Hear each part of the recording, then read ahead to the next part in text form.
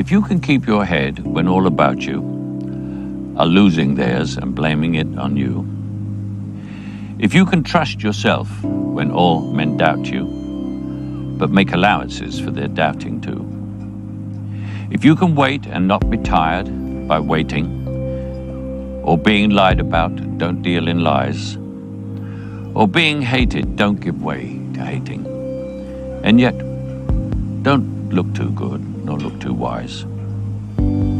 If you can dream and not make dreams your master, if you can think and not make thoughts your aim, if you can meet with triumph and disaster and treat those two impostors just the same, if you can hear the truth you've spoken twisted by knaves to make a trap for fools, or watch the things you gave your life for broken, and stoop and build them up with worn-out tools.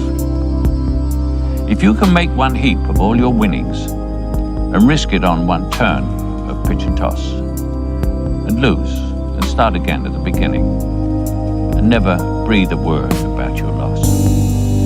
If you can force your heart and nerve and sinew to serve your turn long after they are done, and so hold on when there is nothing in you except the will which says to them, hold on.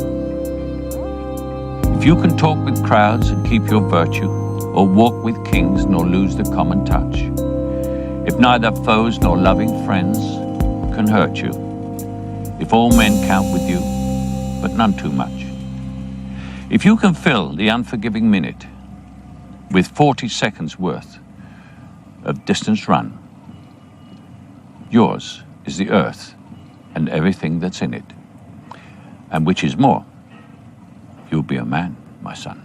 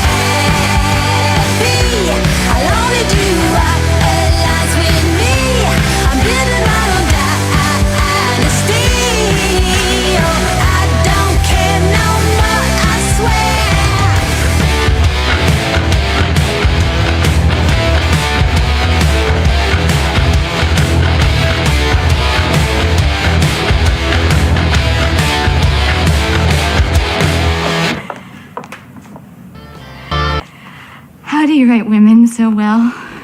I think of a man, and I take away reason and accountability. But what is so important about driving faster than anyone else?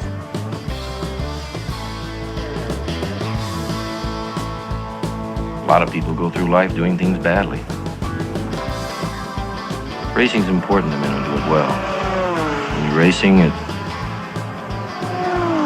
life. Anything that happens before or after, it's just waiting.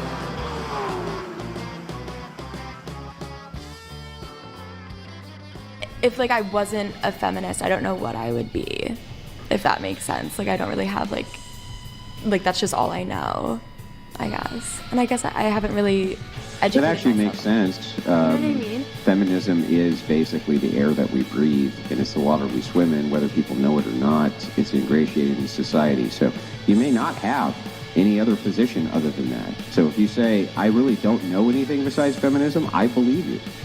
Thank you. It's mainstream. Do you guys believe in the patriarchy? But it's still a bad position. It's still like what you fine. just saying. And what is that? So what is the patriarchy? It's patriarchy's when like men rule, right?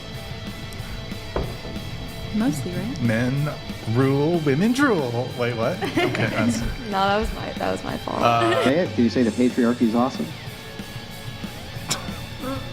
it's not bad. It's not bad.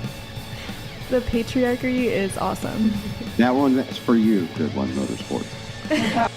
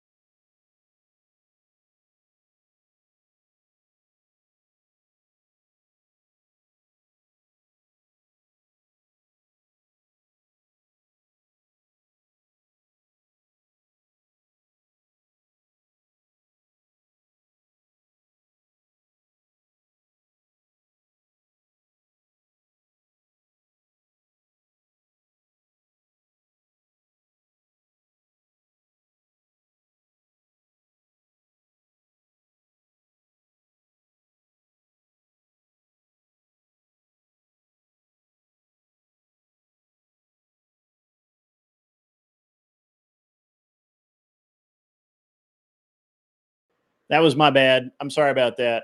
I was muted. That was my bad. I apologize. All right, welcome everybody to the show. It's going to be a great show today. We're going to have a good time. We got a lot to talk about. We have a lot of stuff going on out there in the world today and over the weekend and through the first part of the week when I wasn't really doing the news. We're going to talk about some of it, but not all of it. And we're going to have a great time. Boomers and their tech. No, that's all right. That's all right. It's not the tech. Don't blame the tech. The tech is good. The tech is fine. The problem was I was messing with my mic because I was on another show immediately before this, and so got some stuff. Yeah, just always blame the boomer. You guys are so judgmental. You just automatically blame the boomer. And yet I'm not to blame. How is everybody out there? I see. Yeah, operator error is exactly correct. Don't blame the tech, blame the guy behind it. So we've had Kinetic Kel was first in the chat this morning. I hope she's still listening. Good to see her. TD, El Sheepo Dago, Jess, my favorite Jess, the good one, not the bad one. Do not head to no parties in LA. No, do not. Disavow. Don't do that. Bad. Yeah. Thank you so much. Thank you so much, Jess. Thank you so much. I was always a great debater. I just I'm dialing it in for the internet. Adam 87 is here. Smoking Spaceman is here. Agrillapolis is here, which is awesome. Sanguine Sunflower, that's Anson Knowles. Is here. That's awesome. Very good. Very, very good. And yeah, we've got Glare 1%er coming in to make fun of me. That's awesome. Buddha is in the house. Absolutely. Yeah. Don't blame the tech. Blame the operator. That's awesome. Mullet Baby 01 is out there in the house. And Jay Eakin is in the house as well. Good to see you, sir. We're going to have a good time today. There's a lot going on. Let's just dive right into it. So I don't know if you guys have been paying attention. I'm sure you've heard about it, but I don't know that you're actually paying attention to it. But President Trump has begun, he did that last week actually, demolishing the White House East Wing to construct the originally quoted $200 million ballroom, which is now the budget seems to be about $300 million. And there's a lot of controversy about that. If you pay attention online anywhere, you will see people say stupid ass shit like that $300 million could be funding SNAP. We'll get to SNAP in a minute, ladies and gentlemen. You heard Anson has sunflower thongs from Radical Coder. I'm pretty sure that's true. No lies detected. So there's a lot of chaos around this ballroom thing. Now, it's my take that the ballroom needed to be rebuilt. It needed to be enlarged. It wasn't serving effectively for White House functions. And they were actually because these functions have gotten so large and the security presence is so great, that they've actually been having a lot of these state events off-site and not at the White House. And this is why it's important to have the ballroom enlarged and rebuilt. And since it is the White House, it's obviously going to be expensive. Is it really worth $300 million? Probably. Do I care that they're spending $300 million on the White House? Yes, I do actually care. Yeah, they used a tent on the lawn. They did have a small ballroom, I believe, which is what they're doing now. But yes, they used tents on the lawn. It just wasn't optimal. And they actually used remote locations. A lot of people actually were bitching about the receptions being held in Trump Towers and that sort of thing. And so that's what it is. The ballroom is being funded by private donors. That's correct. Ghost 1978. That was actually my next note too. And yes, he is correct. The list of donors is available to the public if you have those concerns, or if you just want to rub somebody's nose in it when they bring it up, you say, hey, the list is public. Go find it. So I don't have a problem with with what's going on. I do think that the $300 million budget is high, but it is the White House. It is what it is. And it is being funded by private donors. So why do you care? It's not taxpayer dollars. I'm okay. Yeah. Time to build a new home and turn the old one into a museum for the public. I've heard that idea floated. I just don't agree with it. I think that tradition and history has a place. And I shudder to think what monstrosity would be of modernity would be constructed. Now, the Pentagon, and I talked about this last week. I talked about this last week a little bit. We're going to go back into it a little bit. The Pentagon has revamped its press corps, and they are replacing traditional outlets with the with streamers and non-traditional outlets such as well, I mean, there's such as alternative media of all kinds. I think this is a step in the right direction. I think that Trump, unlike other world leaders, realizes the value of being able to speak directly to the people, and this is what we need. Tim Pool, Alex Jones, sure, they do make sense. Actually, not Lowe's too. You really need to try and be more intelligent, sir. I really do. I don't know if they're going to name it Charlie Kirk Hall Ghost, but that would be cool. Blair 1%er remarks that it's all union or prevailing wage jobs. So there's that too. Yes, Washington, D.C. is absolutely putting in the fact that it is in Washington, which is one of the most expensive places to build anything in the country, certainly adds to the budget. Not Lowe's too, putting in tools to ask staged question. Is it media? Yes, that's why we need to get rid of CNN, because there's nothing but staged questions. This is how disingenuous people are. Tim Pool asks real questions. CNN's never asked a real question in their life. Literally, you were the dumbest person that comes into my stream. Not Lowe's too. You really try and act educated, and yet you are not. You are as bad as Calvin College, who can't even speak English properly. And I'm not sure you can either. However, back to the news.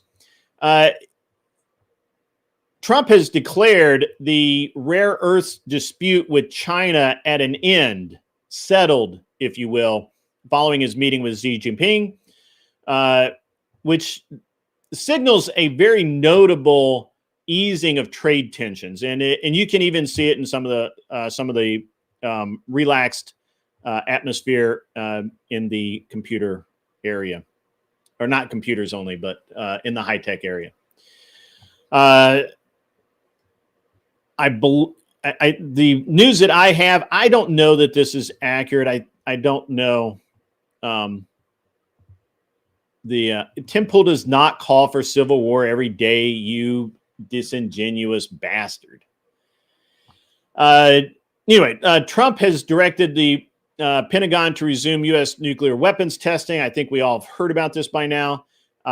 Supposedly, that's escalating the arms race with Russia. I don't believe that's the case. We actually need to revamp our systems. The systems we have are very old, and we need to make things work, right? Yes, correct. Ping does not want to get punished like India for importing Russian oil. And that is a very, look, it's called leverage, folks. We have it. They don't. Amid a political debate, which I don't think it was actually a debate, Trump acknowledges that he can't run for a third term. I don't think he ever said he was going to. I think, honestly, that he basically just joked about it and said that there might be a Trump on the ticket. And I believe that he was referring to Don Jr. You can draw your own conclusions. I don't really care.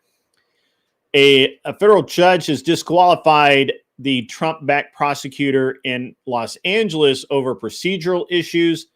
That's probably not going to hold up. That's going to. It's just a stopgap measure to try and prevent the activation of the National Guard in California to assist ICE. But it's a stopgap measure. I don't think it's going to come to anything. Pay attention to that one, though, because the way that this is handled in California is going to really have big deals. Right, not Lowe's too. That's why we don't listen to you, because you're a childlike propagandist that doesn't understand anything about the world. You're a socialist. I'm sorry. You're weird. and you have no friends. I'm sorry. Try and do better. Just please, just try. It's okay, man. It doesn't hurt. It doesn't hurt. All right. So I think it's interesting that it is a news item that Trump has admitted publicly that he can't run for a third term. I think he just trolled literally everybody. And I think that it's fucking hilarious. It's a news item, but it is. I think, and I only mention it because it is in the news. Literally, publications, obviously digital publications. Nobody does print anymore.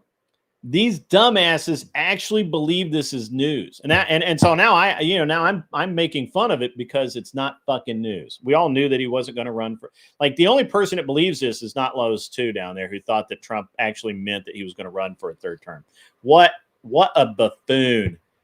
What a moron! To quote Bugs Bunny, what a maroon. You can't make this shit up. Anyway, remember again, as I said, watch this case in California with the judge. The judge disqualifying the prosecutor is not a good. It's not a good look. So it is what it is. Sorry, I had to clean my glasses. The Democrats have been attempting to leverage the SNAP funding deadline with alternative proposals as the government shutdown continues. Now, I don't know if you guys pay attention to a lot of this stuff, but there was an economist who came out the other day, and Rob Noor actually played this on his channel. And the economist says that literally the government shutdown could last until 27. There's no reason for the right currently to give a shit about the shutdown. The longer it stays shut down, especially if it goes past 61 days, all government employees are eligible to be fired after 61 days. All of them. Which means that a great culling, the like of which we've never seen, could conceivably happen. Now, that would be a culling of people who have been determined to be dead weight, to have positions that should not exist, etc. We could eliminate entire departments. Now, I personally think the closer we get to 61 days, the more the liberals, the leftists, the demon rats are going to yell. They're going to come to the table. They're going to ask. They're going to ask for concessions, and at some point, they're basically going to come and say, hey, let's give us this one little win so we don't look like assholes to our base. I absolutely hope that Congress does not give in. I want the Republicans to stand firm and say no concessions, not even one. We're not going to give you anything. You're the reason this shutdown is happening, and you are going to own this shit. So you've got to, we absolutely have to hold the line, not one step back, not even one. And we need to lay all of this at the Democrats' feet. And that is what's happening. The Democrats are very used to being able to spin this so that they're not the ones seen as responsible for the government shutdown. In this case, they can't do that. They just can't. The public is very well aware of what's going on. All of the propaganda being pushed out by the left is falling on deaf ears. And you have guys like Fetterman, who, yes, Mullet Baby, he is trying to find 5 Democrat senators to break with the party. He says he has phone calls with them daily to get the vote done. The the Republicans need to stand firm. It literally, like their stock in the elections, in the midterms, their percentages are climbing. They need to hold tight. They need to hold tight. Now, I don't think that they'll make it to 27. If they do, it would be radical. It would send a clear message from the American people and the conservatives that we are tired of this massive, massive amount of waste. Now, what that would also do is there would be a massive, and I believe it's something like $2.1 billion of money that's budgeted, that's not spent, that could be put back into paying off the trillions of dollars of debt that we have. Now, I'm all for that. And again, if we can shrink the government, which I don't think we'll be able to do a lot of, but I think we can get some of it done. And the more we can shrink the government, the more that we can get rid of the dead weight in the government and the waste, the fraud, and the abuse, the better off it is for every single conservative, and it brings more people to the conservative side. ICE is not waste, not lows too. You wouldn't know because your country's already been invaded. You're going to be speaking Chinese in a couple of years, so don't worry about it. You and your ilk are going the way of the dodo. Enjoy your coming communism and your complete socialist state. We choose a different path, my friend. All right. So anyway, that's what's going on. A federal judge has ordered that daily Border Patrol reports, body cams, and tear gas restrictions during immigration operations. Now, that order is being challenged because obviously the Border Patrol needs to be able to do its job. And this is seen as a harassing measure from the Democrats to the Border Patrol, and I think it's going to be struck down and nullified. We'll see. I don't believe that the judge can actually order that. So, if that's not true, not Lowe's too, I think it's really weird. But to be honest with you, the price of beef is out of control, and every farmer I know is not going. I don't know a single beef farmer going out of business right now. You dumb fuck. That's funny. That's hilarious. The beef farmers right now are killing it, baby, killing it. So Canada's already lost, bro. I don't know why you act like you have an opinion in this. Just go start practicing your Chinese, okay? My wife's people have your country. All right. Anyway, yeah. So we have a federal judge who's basically has decided to make the Border Patrol's job harder. I don't think it's going to hold up, and they're going to be. I don't know. It's going to get pretty spicy. Spicy. Yeah. All right. There was a stock market dip during the Trump and Xi Jinping deal assessment and the Bank of Japan, the way it's moved lately. Again, I don't think that that's something to be overly concerned about. I look for a massive increase in the market myself, although I would love a retraction so that I could get in on something at a good price again and make more money. However, I don't see it happen. I'd like it to happen. I just don't see it happen. All right. Now, internationally, we've got a lot to talk about internationally. You mean State 51? No, we don't want Canada. We don't want Canada. We want parts of Canada. We don't want Canada. The problem with Canadians is, or the problem with Canada is there are too many damn Canadians in it. All right. So I know that we've talked about this before, but we have imposed sanctions on Russian oil firms because they're selling oil to India. Now, last week, our Canadian guys were trying to spin this as a well, actually, I don't know if Calvin is Canadian. He might be. He's socialist for sure. Our socialist guys, pardon me, our socialist fucks that we have on the show, we're trying to spin this as that Trump was unhappy with Putin. That's not the case. Those sanctions were predetermined. It's an if-then statement.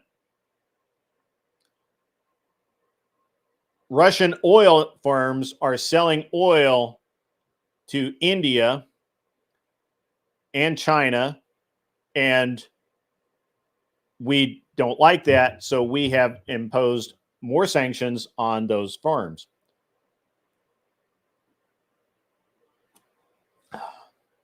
Not those two. I'm an isolationist. Literally every country in the world survives at the behest of the United States of America. So, yeah. Even Canadian land, without America, Canadian land would be no more. You guys can't even defend your own cities, let alone your country.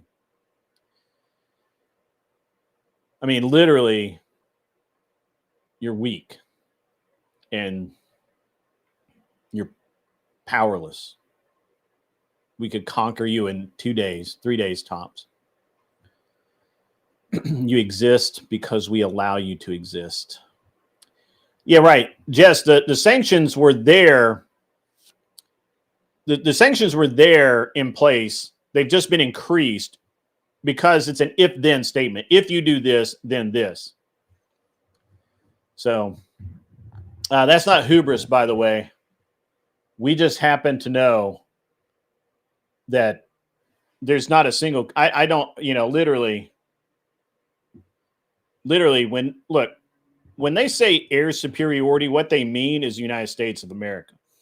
When they say military power, what they really mean to say is United States of America.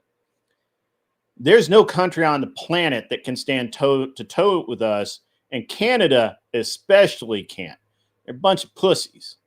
I'm sorry. That's the way it is. We are the best.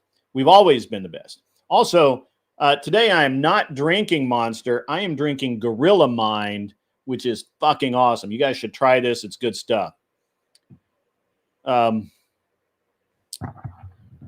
Not those two. I'm all for recalling all American forces, keeping all American ships at home, and allowing the world to delete itself.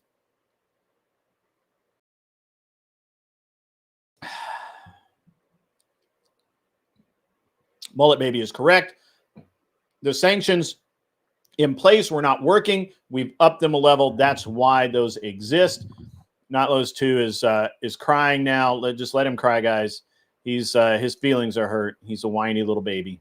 It's okay. Don't worry about it. So Russia is also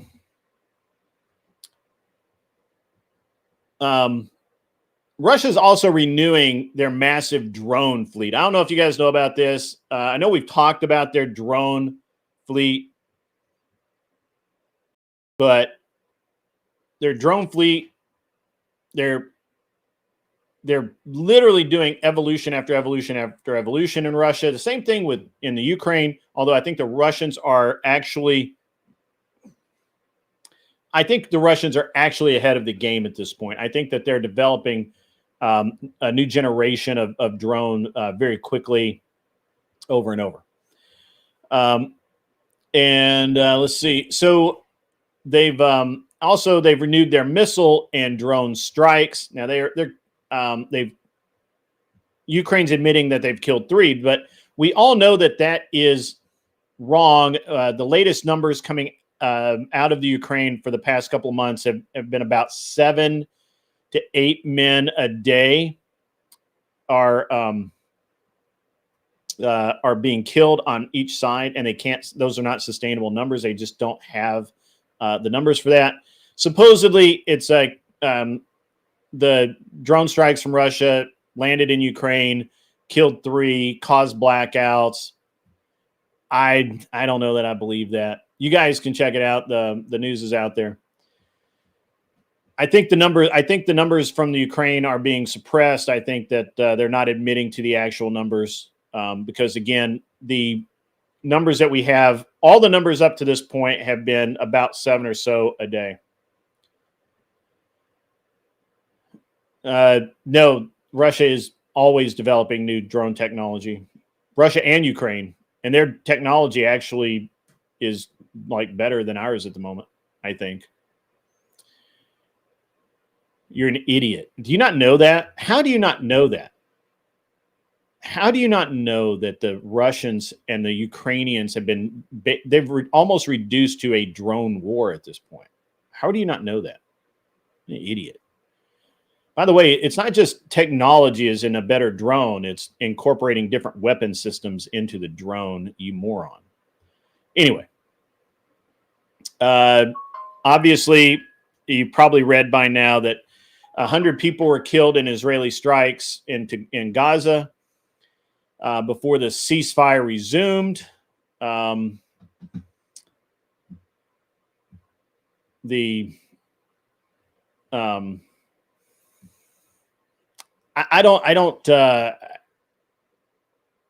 not really sure where we're at with this deal now. You know, that they have a ceasefire, then they don't have a ceasefire. They're like timing this thing to where they do strikes in between ceasefires. It's just really bad. Mullet Baby says, if the news from inside Russia is to be believed, the elites want the war to end because they are starting to feel the pressures of war. This is how the USSR failed. That is how the Tsar ended. That's true. And you're right. They have been actually really trying to, you say elites, but yeah, I think you mean basically everyone in Russia wants the war to end. They're running out of young men to go to war. It is a terrible situation over there. And I believe it. I believe that everyone wants the war to end. And I think that's why Putin's been ready to come to the table every single time. Why Zelensky continues to this day to be a complete, why he consistently refuses to come to the table and change his goalpost and all of that. I don't get Zelensky at this point, but it's just going to continue. It's going to end really badly for Ukraine if they don't do something about that. I'm sure you guys have seen the footage coming out of the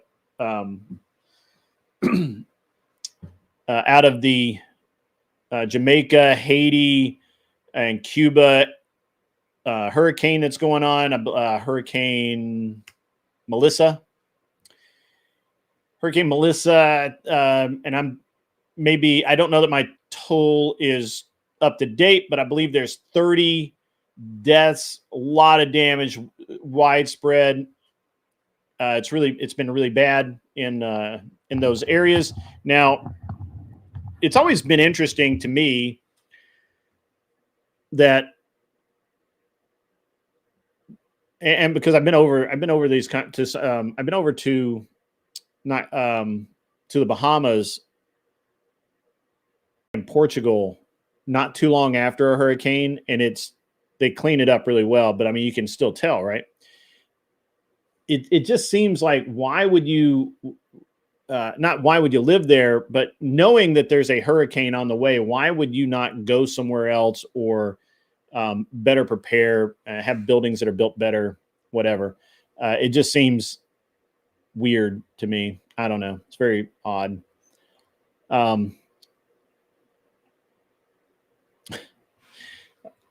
Natalia, don't worry about wasting your time with the idiot. He's just a troll, and he's absolutely stupid. He claims to have studied economics his whole life, but I have my doubts because he seems to not be able to understand very simple economic theory, and that's okay. So don't be mad when you ask him about something and he can't answer you properly, because I know that Natalia also works in economics. or finance.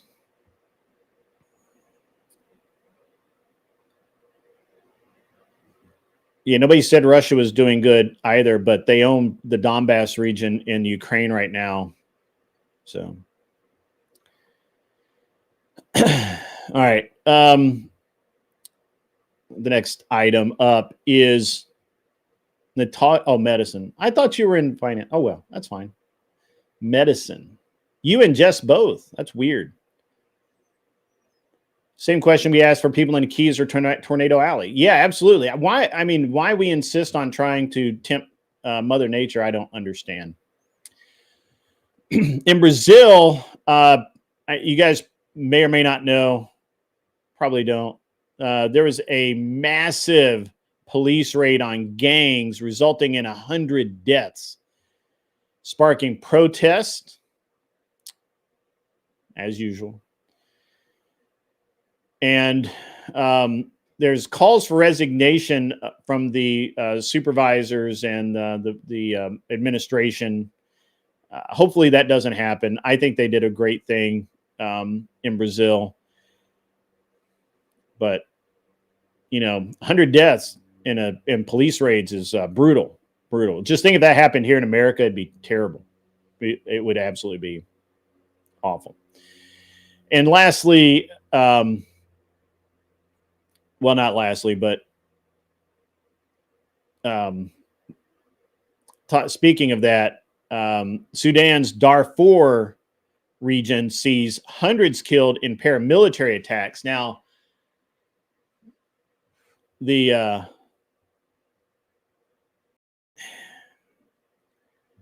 I'm not sure if these are, they say paramilitary. I don't know if they're private contractors or if they're standard troops or what.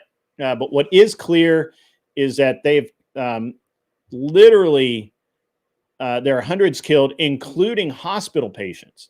I don't know if you guys have seen the videos and pictures of that, but you should go look at it. It's pretty terrible. You should check that out.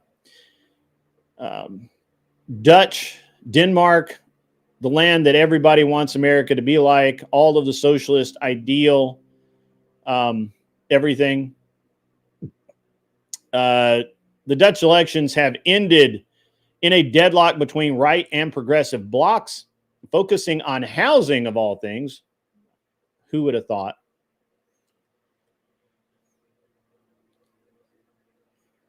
Who would have thought that housing would be a problem? And again, this is one of the places where socialism is being done right, supposedly. Buddha says it depends on if the deaths were the enforcers or incriminating or the criminal side.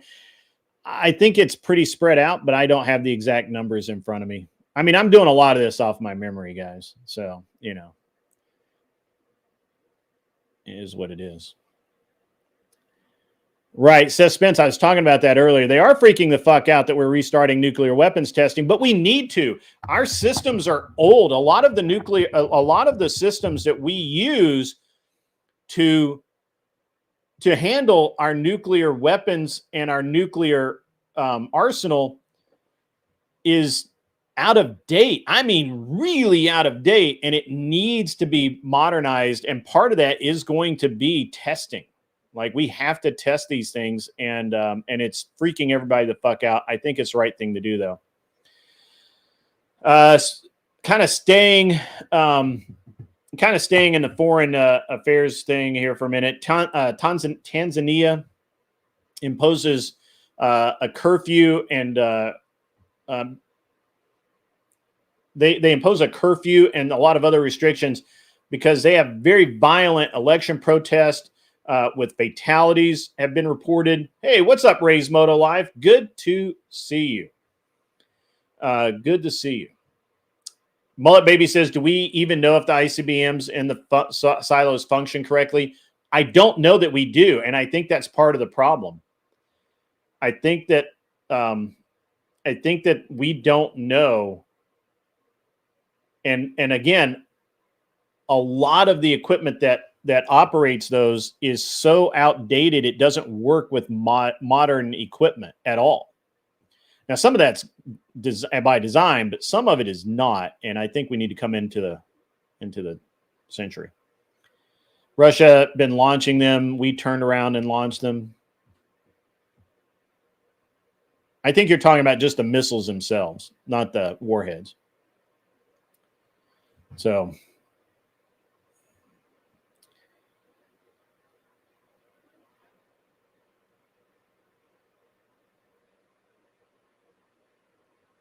Nightlows 2, you are the dumbest person in this chat. If you really believe that, you can just find your way out. You don't have to be here to listen to me. You're an idiot. And you know, the thing is that you know you're an idiot and that you don't actually understand anything about the world. All right. Also from the foreign desk. Don't have a foreign desk. Cameroon opposition rejects Baya victory, leading to protests and death. Mali in Africa, also insurgency prompts Italy to urge citizen evacuation. And we don't have, I don't believe that we allow people to go to Mali because it's such a war-torn country. It is such a bad place. Vietnam has a bunch of floods. They've killed about 14 people so far. There's been a BBC journalist detained during a UK visit. We all know that UK has been ever tightening restrictions on what you can do and say. And that's a big deal. Israel has expanded the West Bank barriers. And there's been a deadly raid into Lebanon. Afghanistan, Pakistan peace talks have resumed. Don't know where they're going to go. And in Ecuador, there's been a lot of drug violence. I don't know if you guys care about it. I don't really care about the drug violence, honestly. But in Ecuador, a gang crackdown has sparked killings. Some by the police, some not. Now, there's an interesting thing. There's an interesting thing about all of the news that I reported today, and that is most of it is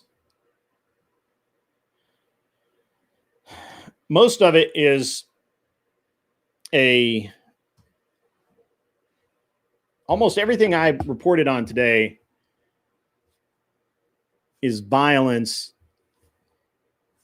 or somebody that some perceived violence. Now, obviously, we had hurricanes and things like that. That's okay.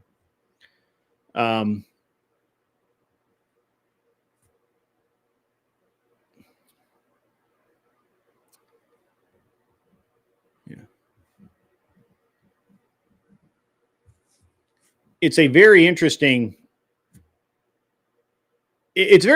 to watch the news, to surf the various outlets for information, media, YouTube, so other forms of social media, all of that. It's interesting to surf all of this because you will not see a lot of things reported in what we consider mainstream media. But then there will be like one little blurb. And it'll be something like 100 people shot during some protest down in Brazil, right? Or a police action, not a protest.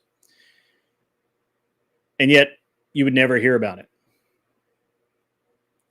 You would just never hear about it. So it's just very interesting getting all of this stuff together. It's very interesting. I had read that. I haven't confirmed that that's true, but if Secretary Besant announced that, I hadn't seen it, but if he did that, then I had actually heard that as well. I had read that, but I didn't have any confirmation for it. It's an interesting, for me, it's very hard to really to determine which is fake news or very cherry-picked reporting or what's real. I have to go through like so many sources to get actual facts. So yeah. So Nigeria, I don't know if you guys have I mean, obviously not everybody follows everything, but in Nigeria, they've made the assertion on they've made an assertion on religious freedom, and it's getting international scrutiny. So the Minister of Information for Nigeria, hold on, let me rephrase. It's the Ministry of Information and National Orientation. I'm not really sure what national orientation means, but that's the position. The guy's name is Muhammad Idris, like the actor. And he appeared on CNN. I watched this while I was in the gym. To firmly, and he was very clear, assert that Nigeria is not violating religious freedom. He absolutely was dismissive of claims by other foreign officials that terrorists in the country, his word, not mine, specifically target Christians. Now, I want you to listen to what I just said. He is dismissing, he was very dismissive of it, of claims by foreign officials that terrorists, his words, not mine, in Nigeria are specifically targeting Christians, describing these assertions as misleading, not reflective of the country. They have very complex security realities.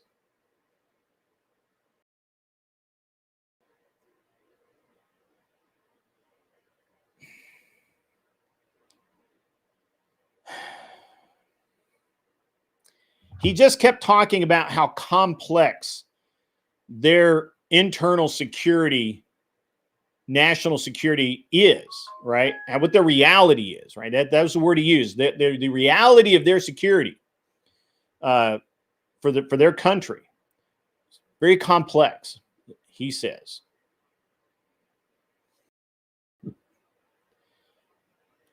He's claiming that banditry, terrorism, it's kidnappings, etc., affect all people of all faiths indiscriminately. And he highlighted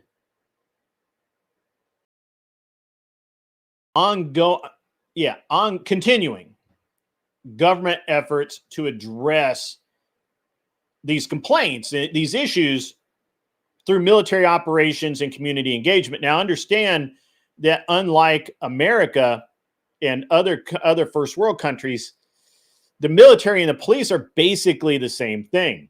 It's not, there's no, there's really no, there's not a lot of difference, right? Between the military and the police. It's a very interesting,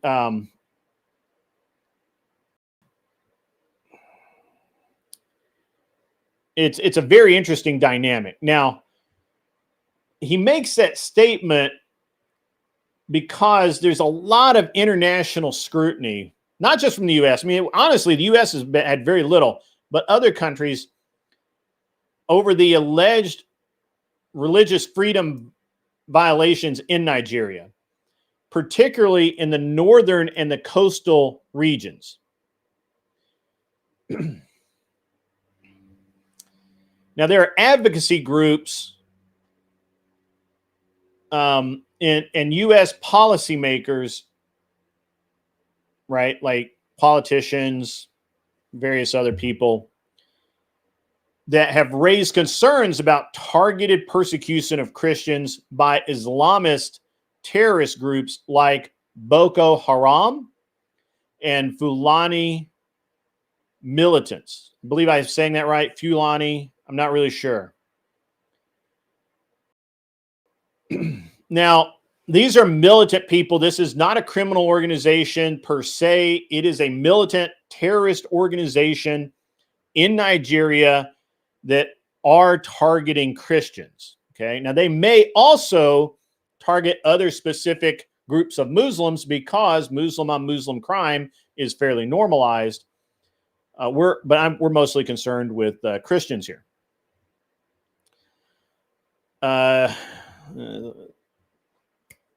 October,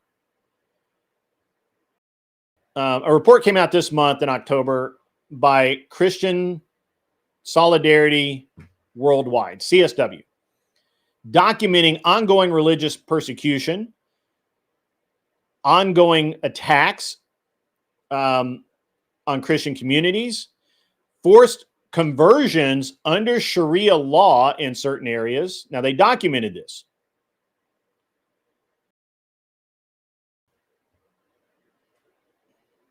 They've documented it. International Christian Concern, ICC, and other organizations have urged the U.S. to redesignate Nigeria as a country of particular concern. Basically, it would say that, for Americans that want to travel there, when you applied for a visa, you would be warned that this is that you're likely to, it would be warned that it's a bad place to go. This is something that's done under the International Religious Freedoms Act. And so I believe that Nigeria in the past, I think back during COVID, back in 2020, it was designated a country of particular concern. It has since expired, it was removed somehow. I believe it was expired. I believe that it was. I believe it expired. I'd have to look into it, and I'm obviously not typing away on Google. So this scrutiny has prompted a lot of U.S. legislative actions. Ted Cruz, back in September, introduced the Nigeria Religious Freedom Accountability Act, which would mandate that the U.S. State Department designate Nigeria as a CPC basically permanently and impose sanctions on officials responsible for religious freedom violations, which basically means that if they came to the U.S., they would have problems, and the U.S. could, if they have any foreign accounts, the U.S. could go after those, things like that, right? Like it's basically, it's basically a way for us to punish them for their actions. The bill that Ted Cruz introduced cites Christian genocide as the reason for this, along with protecting religious minorities, which would be the whatever sect of Muslim that is currently being killed.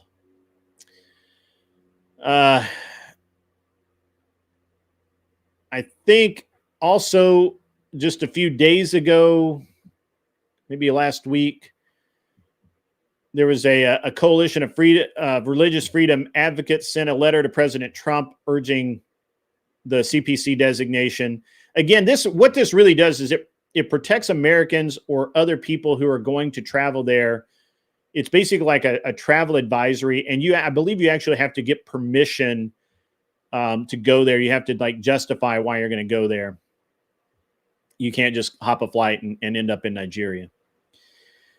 However, It hasn't been designated that as yet.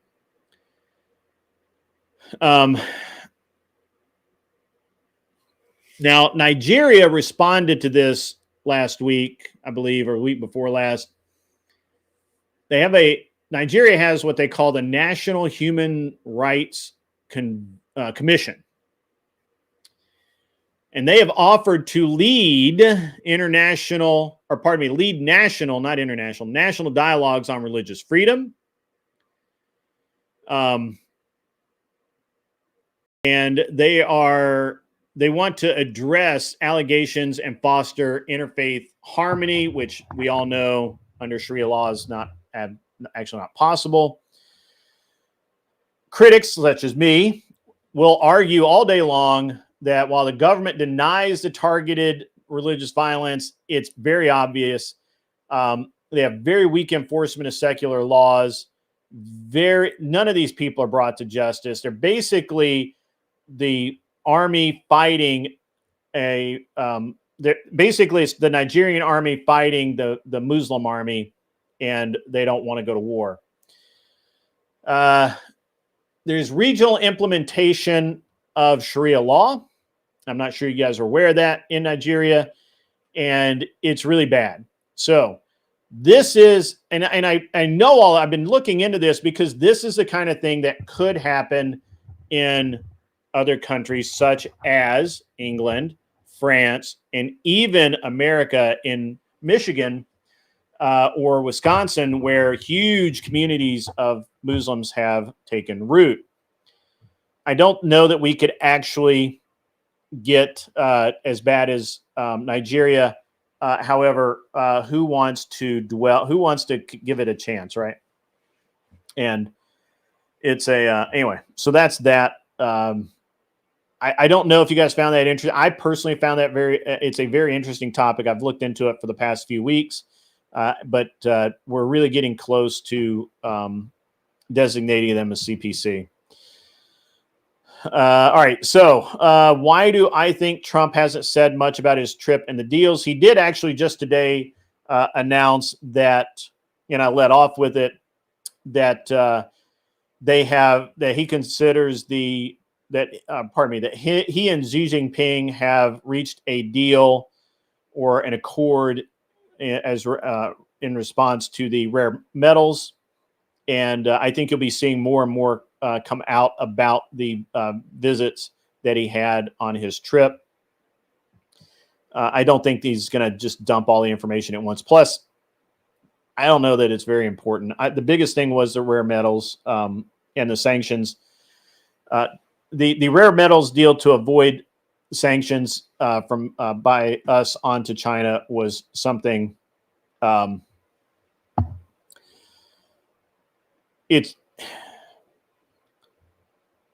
Everyone thinks China's the big boogeyman for us, but they really aren't.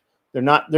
I don't care about what China does as far as the United States is concerned. I am very concerned about what China does as far as the world is concerned. I don't think China is going to try and take over Japan. I do think that they'll probably try and take back Taiwan, and they very likely will do that. My real concern with China is with Russia. Russia getting to be, Russia is no longer a powerhouse. China is gaining in some power. My actual real concern is Iran and China going at it, or the Middle Eastern states: Iran, Iraq, Syria, Lebanon, Afghanistan, Pakistan, all the stands. If there's even a loose coalition that decided to go against China, that would be bad globally. And I think that there's more of a chance of that happening than anything else. Now, I do know that some people believe that India and China are going to face off here in the next few years. That's possible. I don't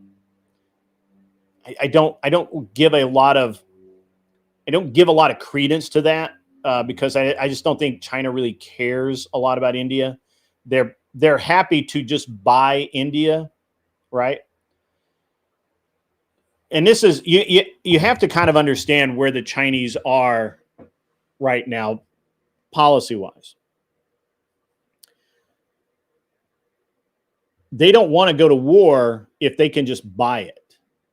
So they would rather just buy India effectively than to go to war with them. Right? There's no win there.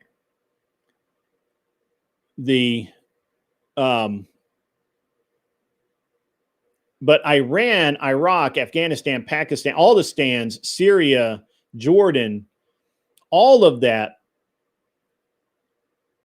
they would not sell out to China, right? They would not, China wouldn't be able to buy up cities like they do everywhere else.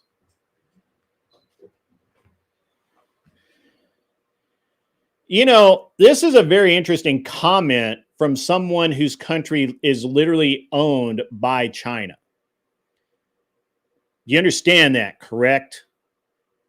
They own Chinese own more real estate than any single group of Canadians in Canada. You dumb fuck. They will do the same thing in India. They will go in and they will just buy India. Are you dumb? It's interesting that someone who claims to have economic knowledge, who's been studying economics and politics their whole fucking life, doesn't simply understand how China operates. China's not going to go to war with India. They will go over there and they will simply colonize it through purchasing businesses, land, developments, all of that.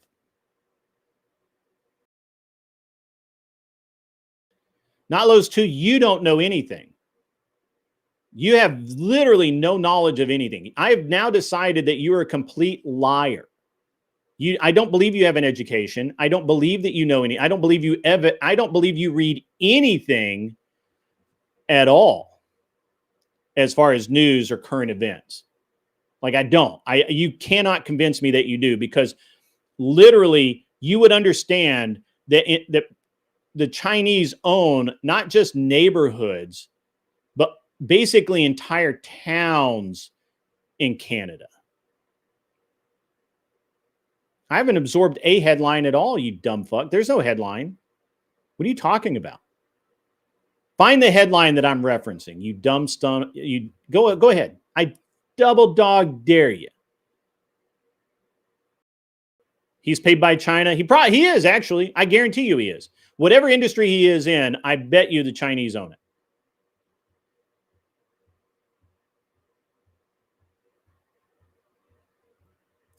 Literary means to read and write. Literally means in actuality. You dumb fuck.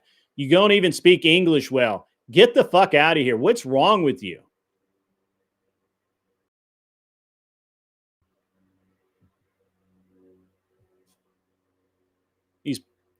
He's not paid by China. He's owned by China. What are you talking about?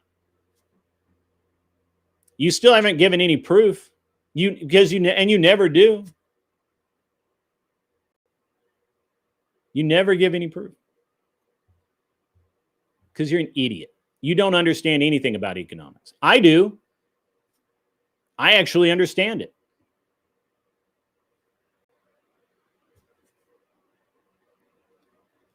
I think a Chinese company does. China themselves doesn't. But I think they do actually own a toll road. I don't think they do. I think a private entity owns it, but not China per se. You just say words. Throw out the proof. Find the headline that you think I'm reading from. I'm not, because I read a bunch of different things and I give an analysis. That analysis you don't agree with, that's fine. I don't give a fuck. But you are dumb. You're an idiot. Because you can't, because you don't have an education, because you don't read, because you literally don't do anything but come in here and say, nuh-uh, fucking pussy. Anyway, back to what I was talking about. I don't believe that China will go to war. I don't believe in China, the boogeyman. I don't believe in China invading the U.S. I don't believe any of this nonsense. This is what our politicians use to push us in directions that we normally wouldn't go, right? And they use it to justify things to the masses. Now, in some ways, I understand this. Okay, I actually understand that it is actually sometimes very beneficial to push the unwashed masses through rhetorical and bombastic claims. I get it, right? Get the patriotism flowing, involve a little self-interest. I get it, but let's look at this. Let's look at this in reality, right? I don't, the Chinese would just as soon buy, like they're buying Canada, like they're buying everywhere else. The problem is that when you get into the stands, they can't do that. They just can't. And even if they do, these religious nut jobs would actually go to war rather than talk, right? Than come to a deal. Chinese are deal makers. They want to make a deal. So when we look at this, I need to shave, but anyway, when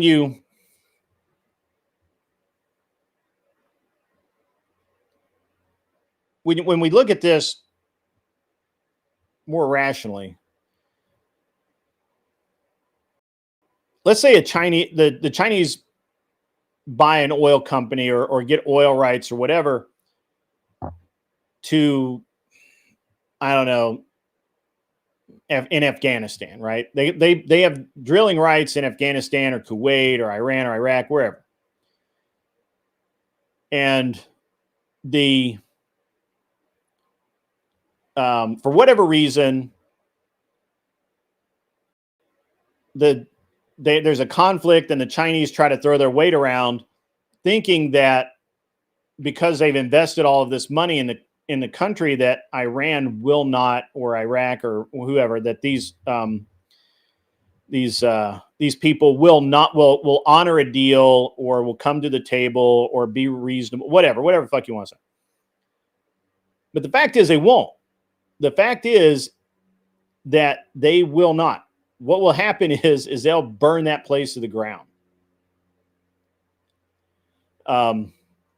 So and that's the difference. That's the really scary thing, is that China and Iran, Iraq, Afghanistan, all this, that a loose coalition of Arabic states against China is like the scariest fucking thing in the world right now. Just is. I read the comment from Seth Spence. Seth, you've got a point here. India might go to war with China, though. Pretty sure they are still angry about Tibet. India won't go to war with them. India doesn't want to go to war with anyone. India won't go to war with anyone. Literally, China will acquire in most of India. They will own property. It'll take them 10 or 15 years. They'll own a bunch of property. They'll get voting rights. They'll get into Indian politics, and the next thing you know, India is just a vassal state of China. It might take longer than 10 or 15 years, but I surmise that will be the route that China takes with India. I don't think they give a shit about America because we're too far away. We're not next to them. I think they're only really concerns about things that. So it's like what's her name? Patricia Rockefeller said, "I want to own my land and all the land that touches my land." So that's been going on a long time, Seth. I don't know if you're aware of that, but they actually I forget which group of Indians, but they actually pushed a lot of the Sikh into Pakistan, and they actually the seat got pushed back, and then a lot of them had to evacuate to Canadian land and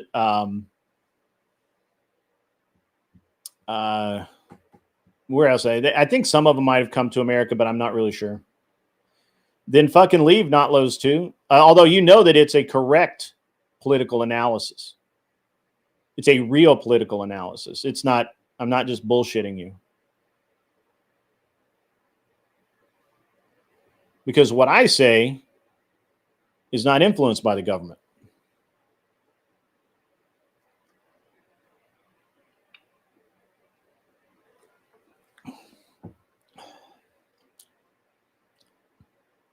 Yep, that's true. The problem with there's a growing contingent of people who believe that the stands will ally with China, but and they will to some degree, but remember that entire region basically consider, if you are not Muslim, they have no problem stabbing you in the back at all. And this is why I think that a lot of people get kind of what's the word I'm looking for here? A lot of people try to look through these things through an American lens. When we look through a Western lens at China, it's hard to do because they just don't do things. Same thing with Afghanistan, same thing with Iraq, Iran, it's all of it. Emmett thinks China is going to be in a deep crisis in the next 10 years. Maybe. I don't know. Doesn't seem like it. Yeah, Norenko's awesome. Polytech's good too, but Norenko's awesome. Yeah. It's too bad we can't get them imported anymore. So, Emmett, what do you think is going to be the what do you think is going to be the issue with China? But anyway, my as far as the Nigerian issue, I think that I covered that pretty well. We'll talk.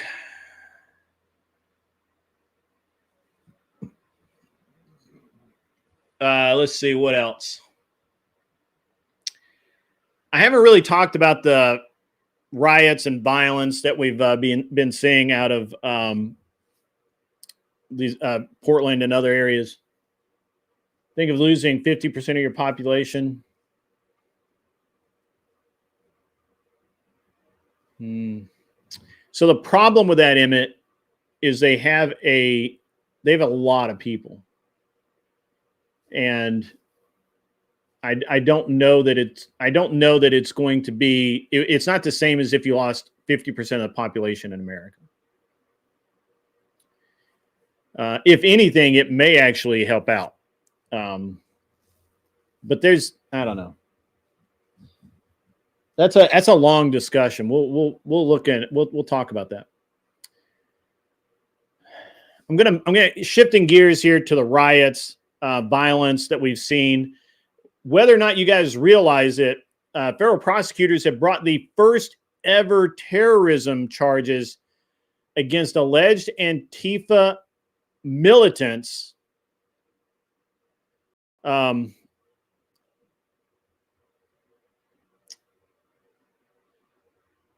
Yes, but a lot of this stuff has been happening for a while, and they're just now getting the charges filed. So terrorism charges have been filed against, and I'm using their term, alleged Antifa militants in connection with the July 4th, 2025 ambush attack on the Prairie Land Detention Center in Alvarado, Texas. Alvarado, I hope I'm saying that right. Texas, Alvarado, maybe. Texas.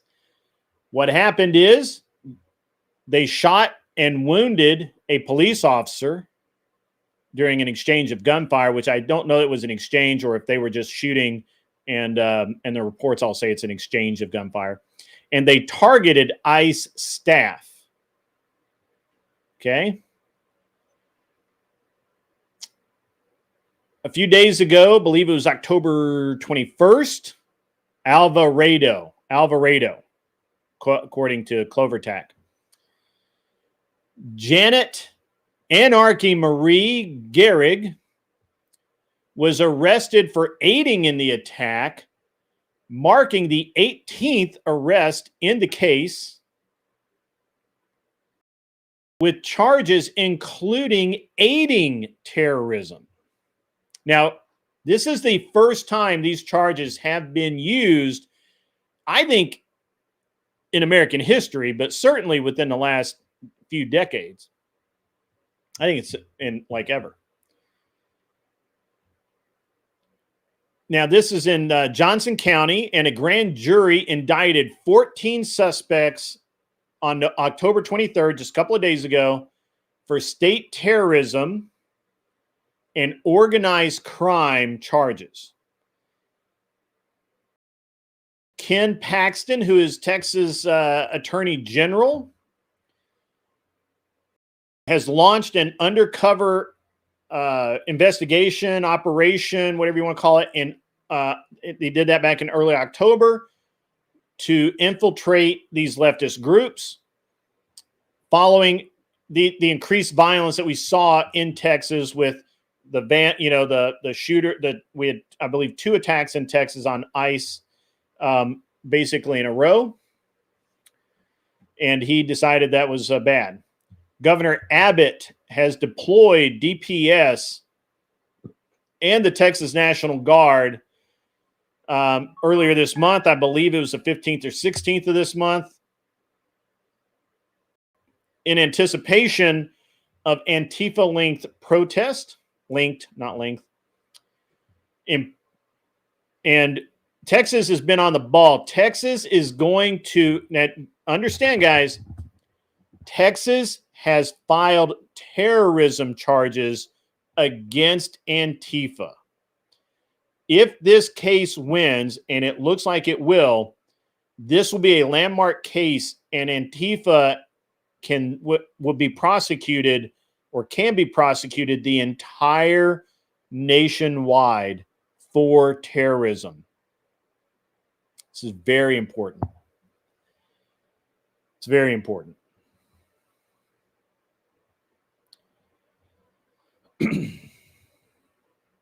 Now, in Portland, ICE has arrested violent criminals that are linked to Antifa and at Antifa-linked protest. I believe those investigations are still ongoing. And I think they're going with, I don't know if they're going to go with obstruction or terrorism on that. I know that the riots were aimed at obstructing operations of ICE specifically. And it's a, I'm not really sure how, I don't know how they're trying to charge these people, but they're going after them. Now,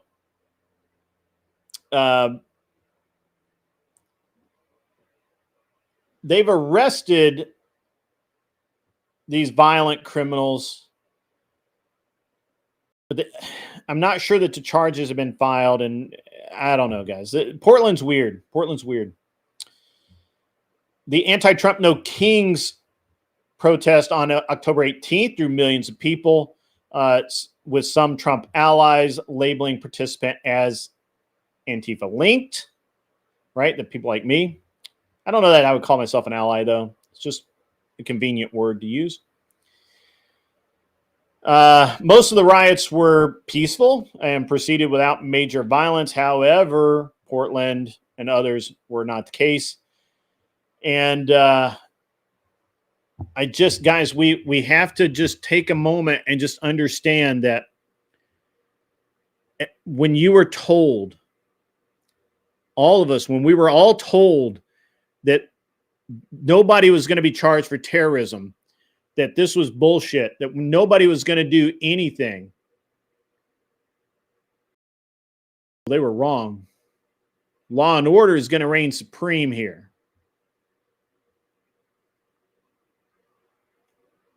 These cases, these landmark cases that are coming out, we have to follow those. We have to support those, because this is how we save the country right here. Right? Not by going out and beating these people up, as gratifying as that would be.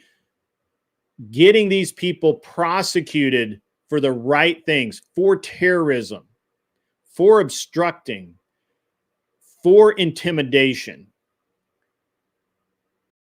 These things have teeth, and we very much need to support the efforts to cook these people.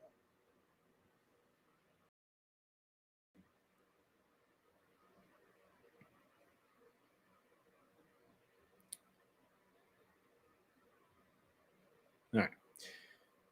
Sport Brand, what do you? I've missed something. What are you talking about?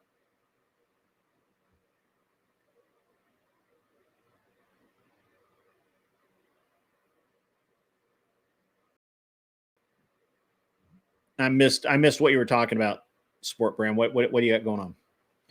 Now, just in other news, financial stuff, that kind of thing, NVIDIA has reached, believe it or not, NVIDIA is at a $5 trillion market valuation. Now, this is because of the AI surge. Whether that's going to hold, I don't know, but $5 trillion. That's their market valuation for NVIDIA. That's insane. It's crazy. As I mentioned, as I've been talking about, and Notlows has been denying, I've been saying all along that the reason that you see these companies posting record profits is because of AI. Amazon has now publicly cut 14,000 jobs because of advancement in AI that they're using in their order fulfillment and processing. And they've fired 14,000 people. 14,000 because AI can do the job better. Learn to code is no longer the new mantra, folks. Don't buy into it. AI will do your job. There's a when it does, buy. Well, I don't know what you're. AI messing with Bitcoin stock. I don't know. Not Lowe's too. You're an idiot. You have no reputation here. The things I have been saying come to pass. The things you say never come to pass. I'm the only one with any credibility here at all, right? You have zero credibility. Nothing that you've ever said on this show or any other show I've seen you on has come to pass. You're an idiot. You're a socialist that doesn't understand money. You lie about your education, and you're absolutely insane, sir. So please comment to your heart's content so that we can make fun of you even more. But literally everything I've said that will come to pass has come to pass. Even when people are like, nope, that won't work. So. Respect my authority. I told everybody AI was going to kill him, but they just didn't understand what I was saying. Now we'll talk about. Let's talk a little bit about some of the local shit. Not local to me, but apparently there's a former Illinois deputy has been convicted in the Sonia Massey shooting. I don't know if that's justified or not. I haven't really dug deep into the case. I just think it's interesting that they've convicted somebody in that case. Yeah. Can't get away from Africa today for some reason. Uganda is arresting in these raids for drug dealers and all kinds of different things. They got a lot of mental health warnings going on over there. It's just really crazy. And Pakistan is still still mediating, or still providing mediation with Iran. I don't know that that's going to go anywhere. Honestly, I don't really care, and I didn't really look into it that much. So my memory is vague on it, and I don't have any notes. So it's awesome that I can do this all out of my brain. It does. I think it does look bad on the cop. Yeah, he's indicted. Yeah, so.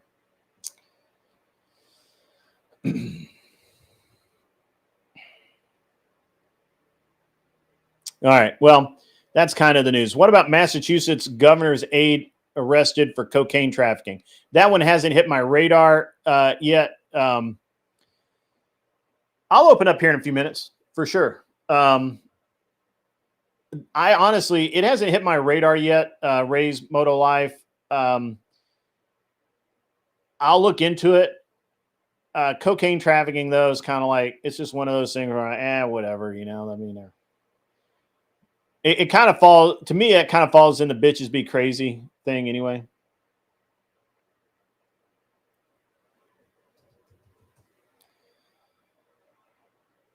I've got like so many Discords.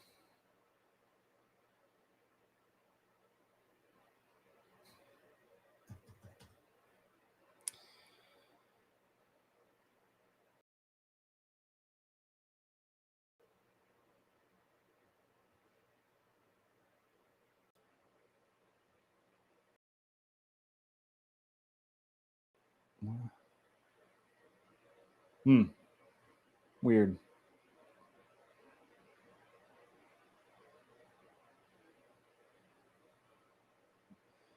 All right, sorry about that, guys. I got distracted a minute. I hadn't checked Discord, so I just had a bunch of like people jabbering at me.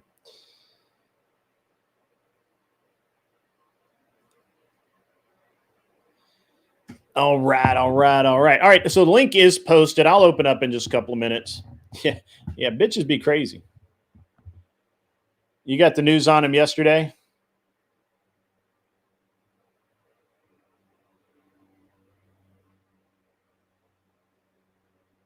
We'll go ahead and open up the panel. I didn't realize I had been ranting for an hour and 15 minutes. That's rad.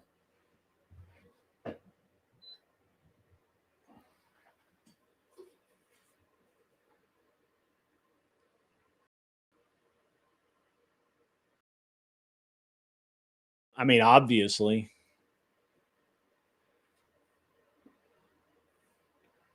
Now we'll talk about some other stuff. We've got, I got some stuff to talk. Anybody else can come up here. You guys can come on up and talk about stuff. What's up, Anarchy Television? I see you out there. What's up, man? What is up?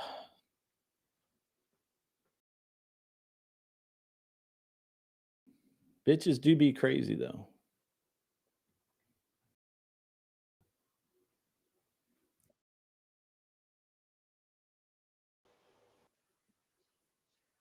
He has joined the chat. What's up, my bud?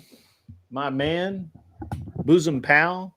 Yeah, well, that was uncalled for. I don't know about that.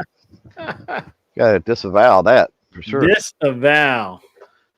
The chat was calling for a firearm TED Talk. So I don't think they were calling for it. They're actually calling. They're like literally. Buddha was. He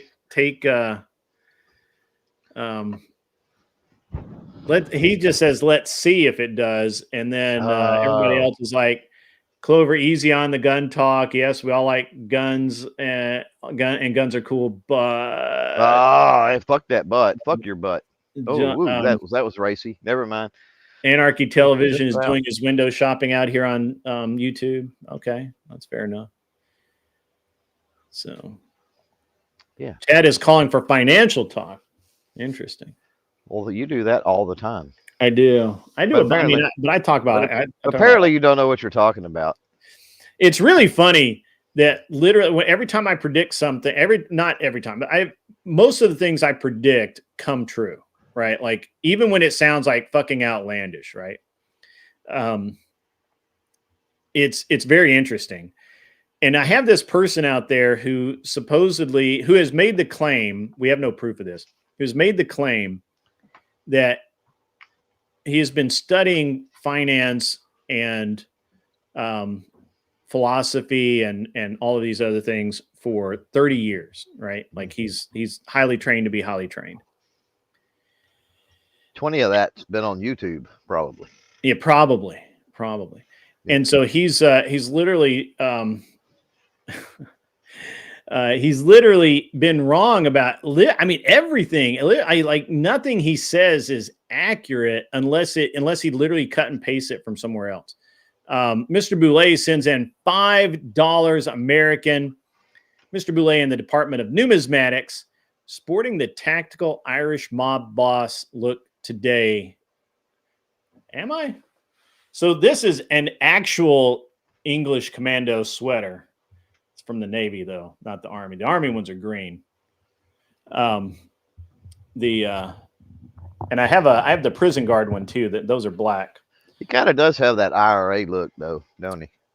I mean, they're all English to me. But I do look. Yeah, I guess I look IRA. The IRA is the badass ones, though. They are, though. I mean, those guys when it came to having fucks, not only did they have zero, they were negative. They were negative numbers. If anybody was ever in bad need of a fuck, it was them. Yeah, they had zero. They started with zero and went babackwards from there. I don't know. SAS is pretty salty too over there. So. But that's true. They are salty. All right. Are we talking about salty about angry or salty as capable? More capable. Okay. I don't know. Can British people be angry? I don't know that that's a thing. Is it? Well, they're very polite. Except for over soccer. Now, they'll fuck you up over soccer, probably. But outside of that, or football. Excuse me. I don't want to piss any of them off. Football. Footy. Yeah, it's footy.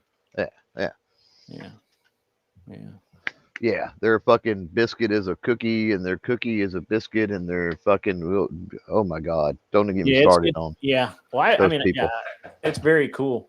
So, Clover, what do you think about the terrorism charges being filed in your state? Yeah, Texas don't fuck around with some stuff, and then other stuff they piss me the hell off. But I don't know. We'll see if any of that sticks. Texas does. Especially when you're talking about Abbott and Paxton, which I don't dislike either one of them. I realize they're politicians, and there are things that I don't like. Things I don't like about them, but they are Republican virtue signalers, and so they'll do shit just to create a buzz and whatever. That a lot of times it doesn't fucking pan out for one reason or another. So you got to be mindful of that. Mm-hmm. We'll see if anything goes through, if anything sticks. But what I was said in the chat earlier too is even if things like that do, even if there are consequences that are brought down for some of the violence that's been going down with these protests, coming down with consequences, making examples of people. Once upon a time in this world worked. I don't know that it does anymore. I think the I don't want to say the mental health, but definitely the mentality of people is different. Mm-hmm. And so I just don't think that's a tool that's nearly as effective as it used to be. Plus, I mean, part of that is because they've got, these people will go out, be it left or right or whoever for whatever faction or cause. But they'll go out and they're always going to have somebody defend them. It's just like parents that will defend their kids to no end when they know their kids is in the fucking wrong, right? Yeah. It's the same type thing. They're going to have politicians with nefarious means or media personalities with nefarious or ulterior motives, I should say, which sometimes are nefarious, that are going to run cover for them and, whatever. So that's why I said I think we live in a different world where, I don't know that making an example is going to be effective, but I'm all for trying. I mean, if the glove fits, so to speak, charge them, try them, see what happens. Mm-hmm. Okay, all right. I mean, I personally think that it does fall into the terrorism lane, and so I don't have a problem with it at all. Yeah. So, yeah. Sorry, my Discord keeps. Let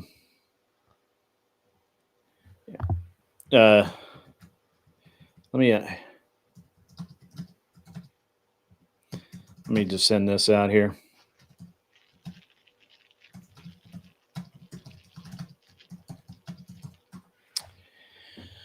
All right. So, all right. Well, what about? And I know that being from Texas, you guys don't really give a shit about international stuff. But what do you think about? What do you think about what's going on over in the far and near east with all of the various things in that region, like China and India and the various stands and sandboxes? Honestly, you hit the nail on the head with your preamble there. That I mean, as a Texan, I don't pay a whole lot of fucking attention, and I don't know that I give a whole lot of fucks. Yeah. At the end of the day, I don't like meddling in other people's business, and I like to think that's more than just a Texas thing, Yeah. And I don't appreciate people meddling in my fucking business, Sure. and I wish the world would practice a little more of that. Right. The problem that you run into, especially in more modern times with communication and shit, you can hop a flight and be in any country in the world in 10-12 hours probably. Less than a day, right? Well, so the longest flight I've ever taken to get to another country was from LA to Beijing, and it was about 19 or 20 hours total travel time. Yeah, less than a day. Yeah, less than a day. So you could do that nowadays, and then we've got instant communication, obviously through technology and other means. And what's that has allowed is that's allowed us all to get in each other's fucking business a lot more. Mm-hmm. Yeah, for sure. And I'm not talking about putting your business out there when we're Right. talking about social media and shit. That's a whole different can of worms. But literally to be able to get into other people's business. Yeah. And then that's also allowed deals and I don't want to say treaties, but we strike deals in real life, right? RL. We strike deals every day of the week with people we come in contact with, some type of deal or another, right? Yeah. And so the expansion of communication across the globe has increased that. Now there's people making daily deals, not just with some dude, on the street, supermarket, feed store, whatever, but now they're making some kind of deal with somebody in another country and whatever. And then when you start making those deals, that sort of opens the door to meddle in people's business, right? Because now it is your business. Yeah, absolutely. So, I don't want to say that I am an isolationist, but in some sense, I am. Because I just think it's it benefits the local people more. Yeah. Well, I think it's an interesting dynamic. I think there's a lot of interesting dynamics. And one of the things, like Emmett was talking about, China has this population meltdown problem looming, right? Where they have a very high number of their population is elderly, and they haven't been concentrating on replacement. Although they are now, they haven't been. And there's a lot of game theory about how it's going to cause a collapse in China, but I don't believe that's going to be the case, because we have more people on the planet than we've ever had, and we don't need all of them, right? Well, I mean, and you can, I mean, there's a reason the baby boom is called the baby boom, right? Yeah. So the right social programs, incentives, environment, everything else can create a situation where they have a super big boom that can bring them back. Any civilization could theoretically bring them back from the brink, right?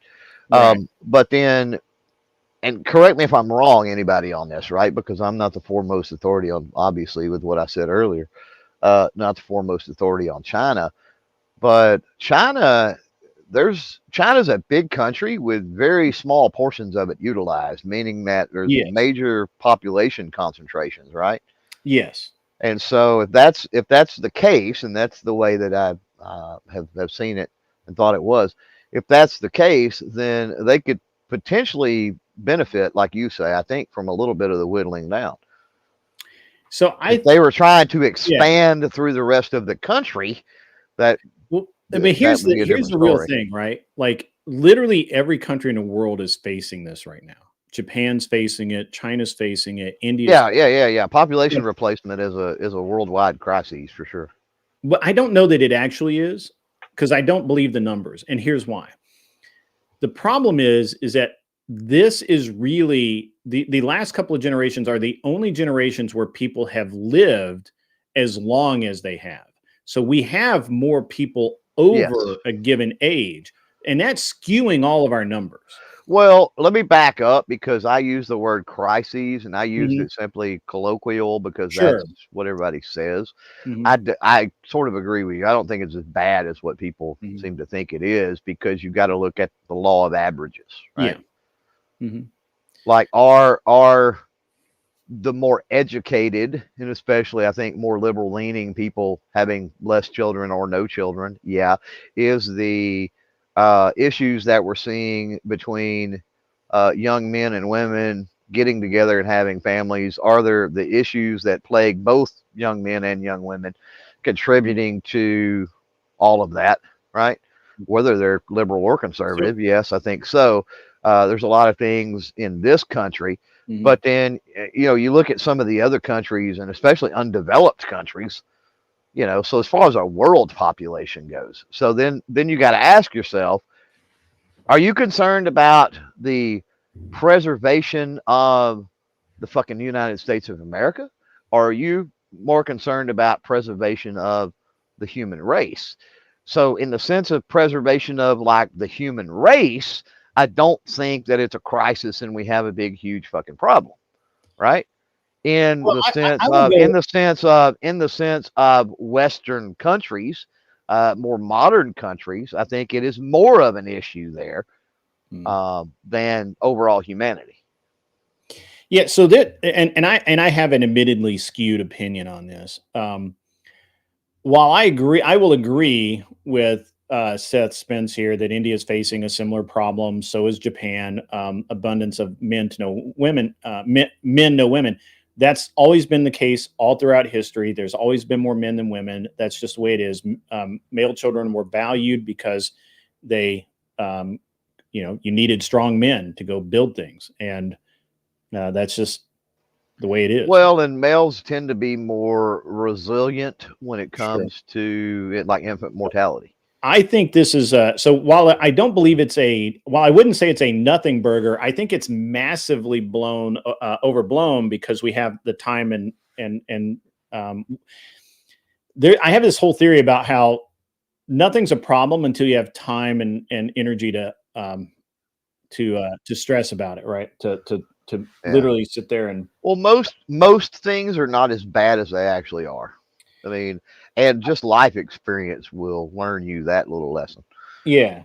So I don't actually have too much of a problem with this coming population crisis mentally, because, if the world over, all the population decreases because a lot of people who should have passed away in what we would consider normalcy, at age 50, but they're living to 90. So they've lived an extra 40 years, but they're all going to pass away. Yeah. Okay. Well, I mean, so what's, yeah, so but I think here's the thing. What I'm actually really concerned about are working age functional humans. Yeah. That number is not decreasing. Our labor force is not decreasing yet. Well, I don't think it will, because even if people age out, we have people coming in, we're still producing children, right? What we are going to see is we're going to see these people who have lived a very long life pass away. And well, I think I hit on something earlier, and this is why I was going to interrupt, is because Mhm. I'm just go ahead. curious with your lane of thinking and where this comes into play, right? So Mhm. one of the things when you look back through history and you look at average ages of people, right? Yeah. And the average age of somebody was, let's just say somewhere in fucking Europe was 30, right? Yeah. Well, people think, oh, well, fuck, nobody lived to be more than 30. And that's not true, Sure. because infant mortality was super, super, super, super fucking high. And so there was that average, like people lived to be 60, 70, 80. But the problem is there was infant mortality at 2, 3, 4 years old, right? Or whatever. So it averaged out to be 30. Mhm. So now you're right in that with medical advancement, with the ability to be healthy and do things. Yeah, I mean we can live longer, Mhm. but infant mortality is not even a fucking thing in the West anymore, Mhm. right? Yeah. It's not even close. Right. So how does that play into what you're saying? Because what I hear you saying is like we've got more people coming into. The ratios are Yeah. being maintained, right? Because of that, we've got more coming into the system now, is what you're saying. Right. Yeah. Gotcha. I just don't Time see to it. drop a bomb. Go ahead. Time to drop a bomb in this conversation. All right. So the current population crisis in the United States of America, right? In order to have population replacement, in order to stay the same, we need roughly 2.05. Some people round up to 2.1, right? Because some people die and they don't have kids. Yeah. Some people have medical conditions where they're infertile, et cetera, right? So you need a consistent, we'll round up to 2.1. If you calculate all of the abortions in America, do you know what the population population replacement births I have no idea. per two parents is? Yeah, I have no idea. I used to know, but I don't 2.04. 2.04. If you just get rid of abortion, we're at replacement level again. Right. Yeah, I believe that. I 100% believe that. Because people haven't stopped fucking. Right. Well, sex revolution has made, I predominantly blame obviously feminism as well as socialism, right? These are kind of like, and socialism and communism is just, the female mind applied to politics, as far as I'm concerned. That just is what it is. But yeah, if you get rid of abortion, like you get pretty close to replacement age. Now, of course, if you're really concerned with the white race, you got to do a little more than just get rid of the abortion. Sure. So here's an issue, by the way, Buddha, I don't know what retirement age has to do with anything, because historically we've never had a retirement age. People just worked until they didn't need to work anymore, right? That you didn't put the old man out the pasture until he couldn't do anything. So raising the retirement age honestly doesn't move the needle at all. I'm sure that on some metric somewhere on some spreadsheet it does. But I just really don't care. That's the only thing target. It's a moving target, I think, that people use to manipulate data to their Well, this is all data manipulation. I mean, let's just be honest. This is all data manipulation. Well, I don't think retirement is a natural process of humans in the way that we view it. I agree. I do think people are retired, quote unquote, right? But the way that you retire throughout most of human history, assuming you're not a landed gentry, a noble or something like that, right? You're a peasant.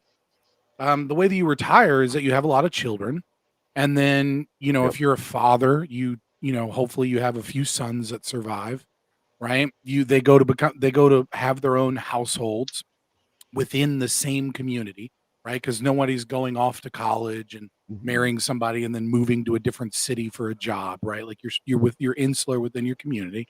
Right. And then you are, those children are, as you mentor your sons, right? As you get a little older, assuming you don't die in war or something else, right? Which you eventually become huge amounts of people historically have. We've gotten warfare down to the number of people on the planet that die is low. Like it's very, very low. and that which is insane to me. But I would have to look at the data again. That shit's kind of hard to predict, but it seems like when we had kings, we had a lot less deaths in war. And then when we created liberal democracies, now some of that, it's hard. It's kind of like a chicken and the egg scenario. Is it the technology or is it the form of governance?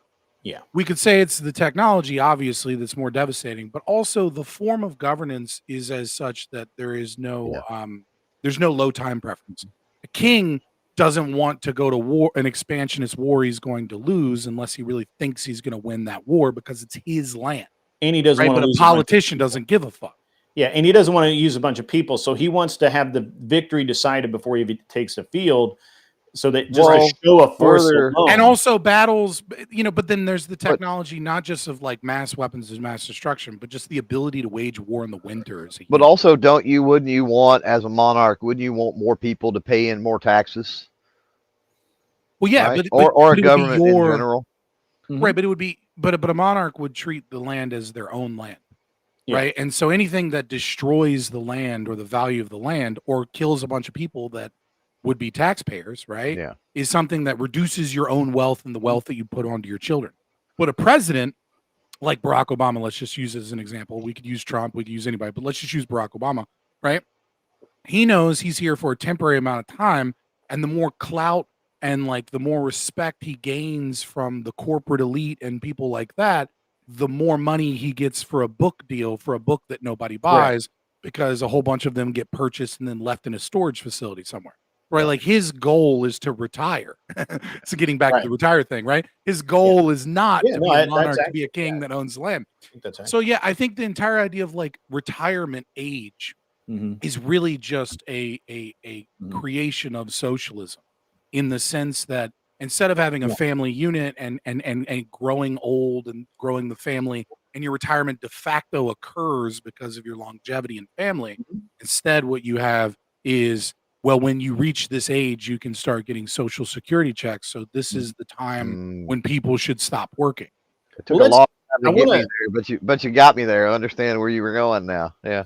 So I want to actually kind of want to springboard off of that a little bit. So first of all, but I want to mention this and then we'll get into it, but I also want to address this point out in the chat. So have you read any of the writings from people that observed the trench warfare in France and Germany in World War I and how fucking awful it was? If you've never read it, you need to read it, but it's insane how that war changed everything that we know about war. And I want to address something. Getting a PTSD, really. I mean, like PTSD existed in war, but not really until shell shock.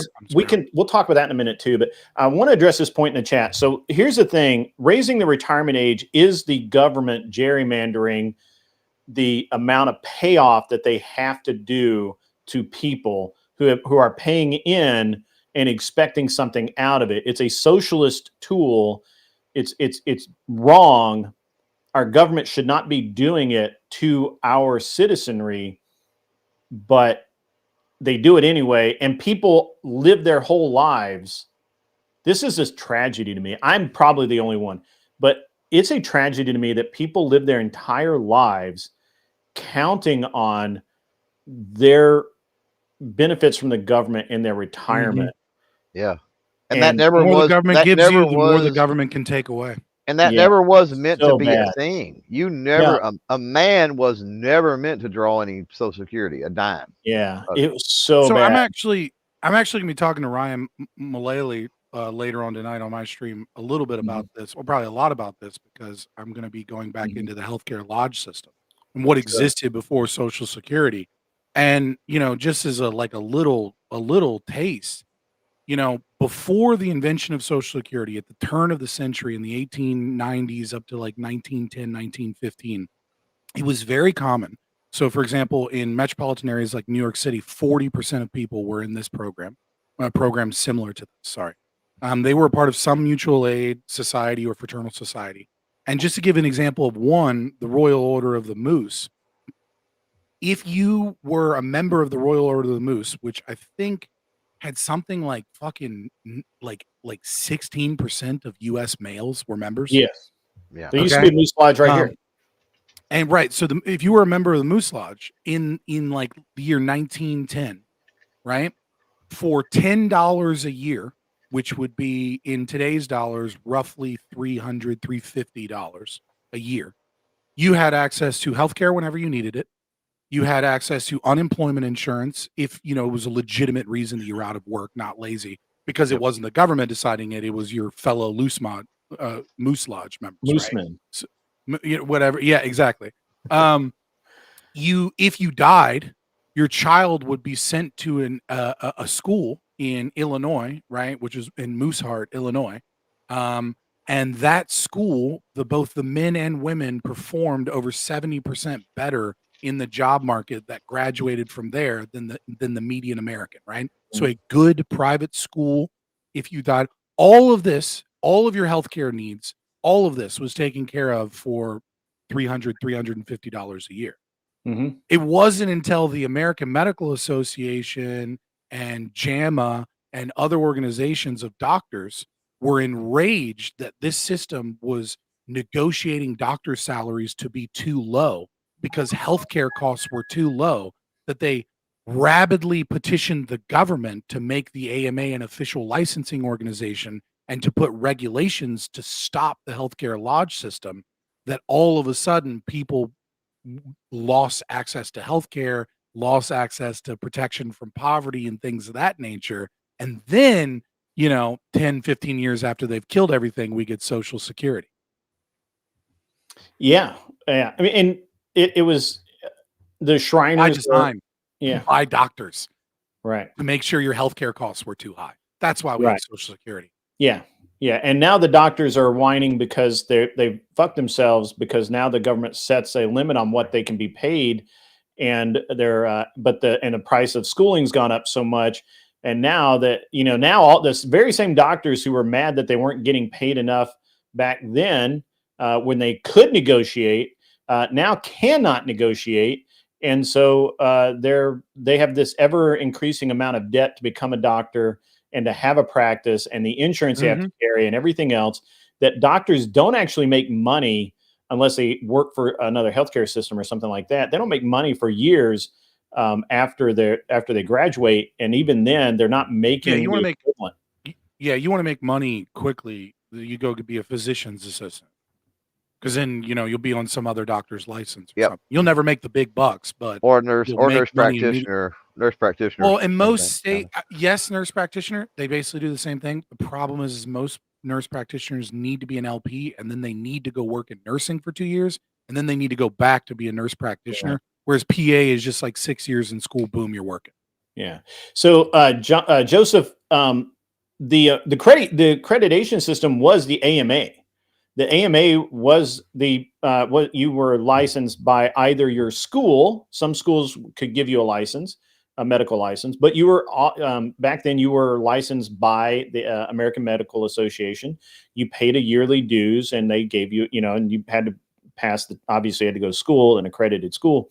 And that's actually that was the downfall of things like the Bull Moose Lodge and the Elks. And there's a bunch of there were a bunch of these lodges throughout the Royal Order of Water Buffaloes was from the Flintstones, but it was it was just, just like anything else, or it was a reflection of reality. The AMA, a bunch of snooty doctors got upset that these moose lodges were negotiating pricing, not just pricing, but also, they could basically support, like if you had a moose lodge with 100, 200 members in it, you could support a doctor, right? He could see a patient a day from that lodge. Now, obviously, people also back then didn't go to the doctor unless they had to go to a doctor, right? They weren't. It wasn't like today where you fucking stub your toe and you go in for a heart exam, and so you do have to understand the timing. But the AMA screwed themselves, right? And they're screwed now. I think the medical profession in and of itself is in a lot of trouble. And it's going to be very interesting to see what happens from here on out. Now, again, but specifically regarding the retirement, we kind of dug into that from the war, the amount of people who came back injured from war, and people retiring, I guess, in present day, and what age they do that in. When people came back from war and World War I, they were supported by their communities, by their churches, by their families, and life for those people was generically not bad. Now they have no support except for volunteer organizations, the VA to some degree, and it's actually pretty terrible in my opinion. Right? Like it's actually bad. And World War I actually was like, it was, if you read what the observers from the front wrote and reported back to our president about how bad it was, it's insane. And that was where people were getting arms and legs blown off daily. You would have these, shell attacks on these men in trenches where they could not escape from it. The shelling would just blow apart massive amounts of the earth, and just entire units gone, like tons of people just gone. Tens, I guess, not tons. It is terrible. And we haven't really come a long way from that, right? Although we are getting back to it. We're actually getting back to where we're back to small unit tactics. War is very compact, if you will. And I like that a lot better. I think globally that's better for the world in and of itself. So I like it. Well, part of it is that who knows? War is like modern times anyway. It's totally political now. For sure. Well, we don't capture land anymore like we should. But well, I know that, but that's sort of my point behind that. There's no, this is evil. We go in and eradicate the evil type thing. Like war used to be that way, right? It was more of a scorched earth mentality. I feel like I can't name a single war where the government hasn't propagandized people into believing that the said war was evil, or said the other side was evil. Well, that's probably true. Yeah. You know what I mean? Like I don't. Even when you look at we didn't have Twitter. You know what I mean? Like so if the but go all the way back to the Crusades, right? Like everybody was, this has got to be done. The infidels or whatever. For sure. But like they didn't have Twitter, they didn't have social media, they didn't even have like real media, right? So when they went and fought the Crusades, now granted, I think the Crusades is a justified war, which is, there's not too many wars that you'll hear a libertarian say is a justified war. I think the Crusades is one of those few wars that is justified, so it might be a bad example. But like even when we were, the war in Iraq, right? Oh, they hate us for our freedoms. We're going to go there. The insurgents are evil. The Taliban are evil. Like, and much of the propaganda may or may not be true. But like, I don't know. I guess I'm failing to see the distinction there. I just think more so now people are aware of, how war is a profit mechanism for those in power. Yeah. Right. Like I think that really starts with World War I with Smedley Butler. I think really, sold the American people on, that article War is Hell, and explained how this was an enrichment process for large corporations and banks. Right. Like don't get me wrong. People have been saying this, for much longer. Lysander Spooner, made the argument about how, the banks, pushed for and were enriched by European wars, and the same thing happened in the Civil War against the Confederacy. But again, I don't know. War is a racket. Yeah, my bad. I think War is Hell might be. I think War is a racket is the article, and then I think War is Hell might be like the last line of that article, if I remember correctly. Yeah. I think when we came out of World War II is when we saw the real true advancement of the military industrial complex. Because prior to that, we didn't have a standing army. Going into World War II, I don't think people understand that in World War II, we didn't have a true standing army.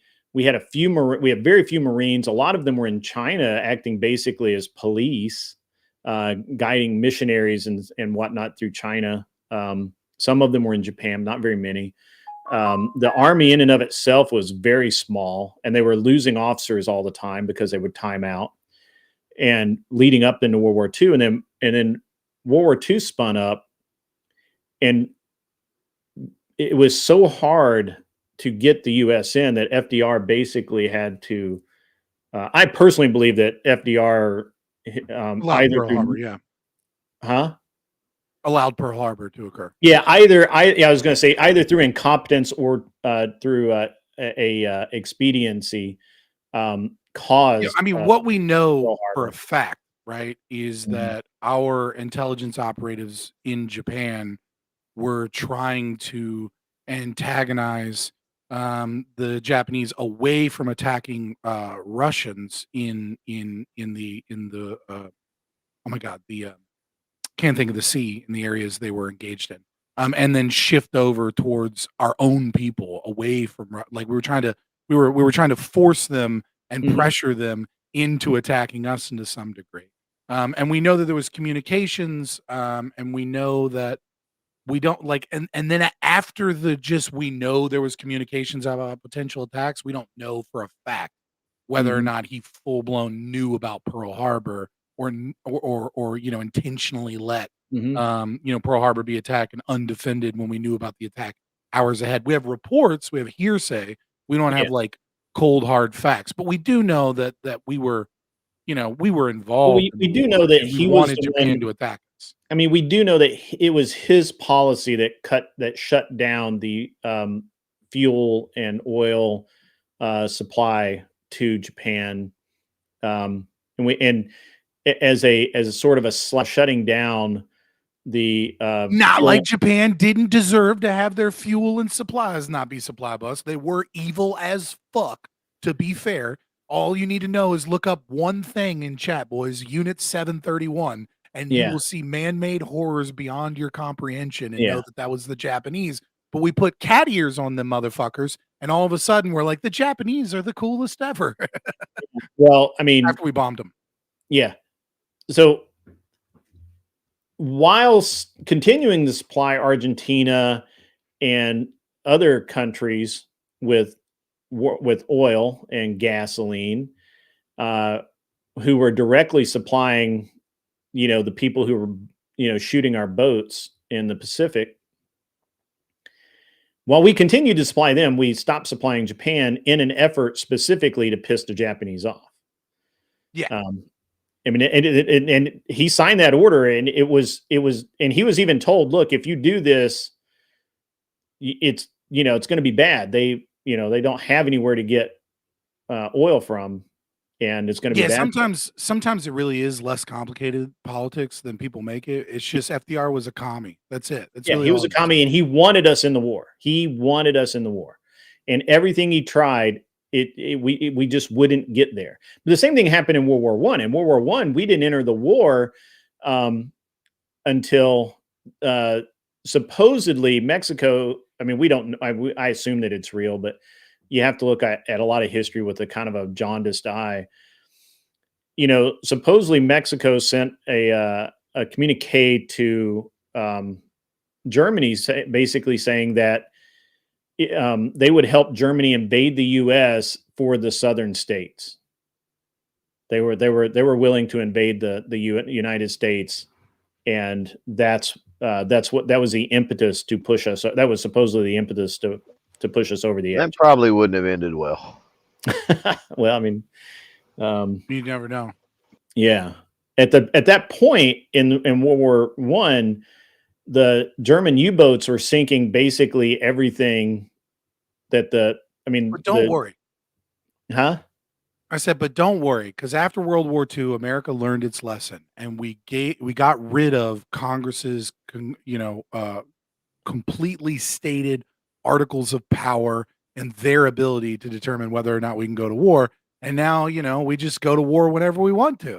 Whenever the president says it's cool, now we just go to war. So we don't have to worry about that pesky Congress or checks and balances of the Constitution. Trump can just be like, Israel wants us to fucking whip out some bunker bombs. Let's go. New war. But is there a desensitization to war anyway? Because, I mean, look at the way that word, especially in the last couple of decades or so, 3 decades, has been thrown around. Like everything is a war on something, right? It's a war on this, it's a war on that. Yeah. Supposedly, I think this is a quote supposedly from Stalin to Winston Churchill. We don't have any record. Winston Churchill wrote in his autobiography that he had said this. And I think it really, it's maybe a little older than that, but yeah, I feel you. But he stated the death of a million is a statistic, death of one is a tragedy. Right? It's like I think war is something that is so hard to grasp. You know what I mean? It's like so beyond Dunbar's number. The devastation of it is so big that we often kind of disassociate from it. Like you can't, like when you saw Irina, right, get stabbed by a man that almost certainly should have been locked up in a mental institution. I won't necessarily say prison, but he should have been in an asylum, not allowed on the fucking street. He shouldn't have been in public. Right. He shouldn't have been on the fucking streets in a goddamn subway in Charlotte, right? Right. I think that galvanized a lot of people. When people saw Charlie Kirk get shot, that galvanized a lot of people. But when people see, tens of thousands of people dead in Ukraine or in Gaza, or, we don't see hardly shit anybody talking about people dying in Somalia, even though Trump is bombing the shit out of Somalians, or we don't see anything about the Christian genocide in the Congo, right? Like all of these things, you disassociate. You don't really think about it because it's too big for you as an individual to really see or think about. But then when you see that one person shot, right, or that one girl stabbed, and you go, that could be my daughter, that's a tragedy. That one death is a tragedy. That awakens. Yeah, that's that visceral reaction. Because you can't disassociate from one person. Because you see it in your face. It's one person. It's one story. I mean, and that's kind of what starts sparks, right? For movements. It's not the deaths of tens of thousands or millions. Because it's like a video game at that point. It's just you can't really put yourself there. Well, and I mean, I don't know. I think it's very interesting, but at any rate, one of the things, did you see? I'm sure you didn't because you're a busy guy, but you didn't happen to see the Rob Noor and my debate against Craig FTFE and that idiot Max, did you, on Modern Day Debate? No, I didn't. Was it good? Horrible. Just horrible. Sorry. It was so bad. I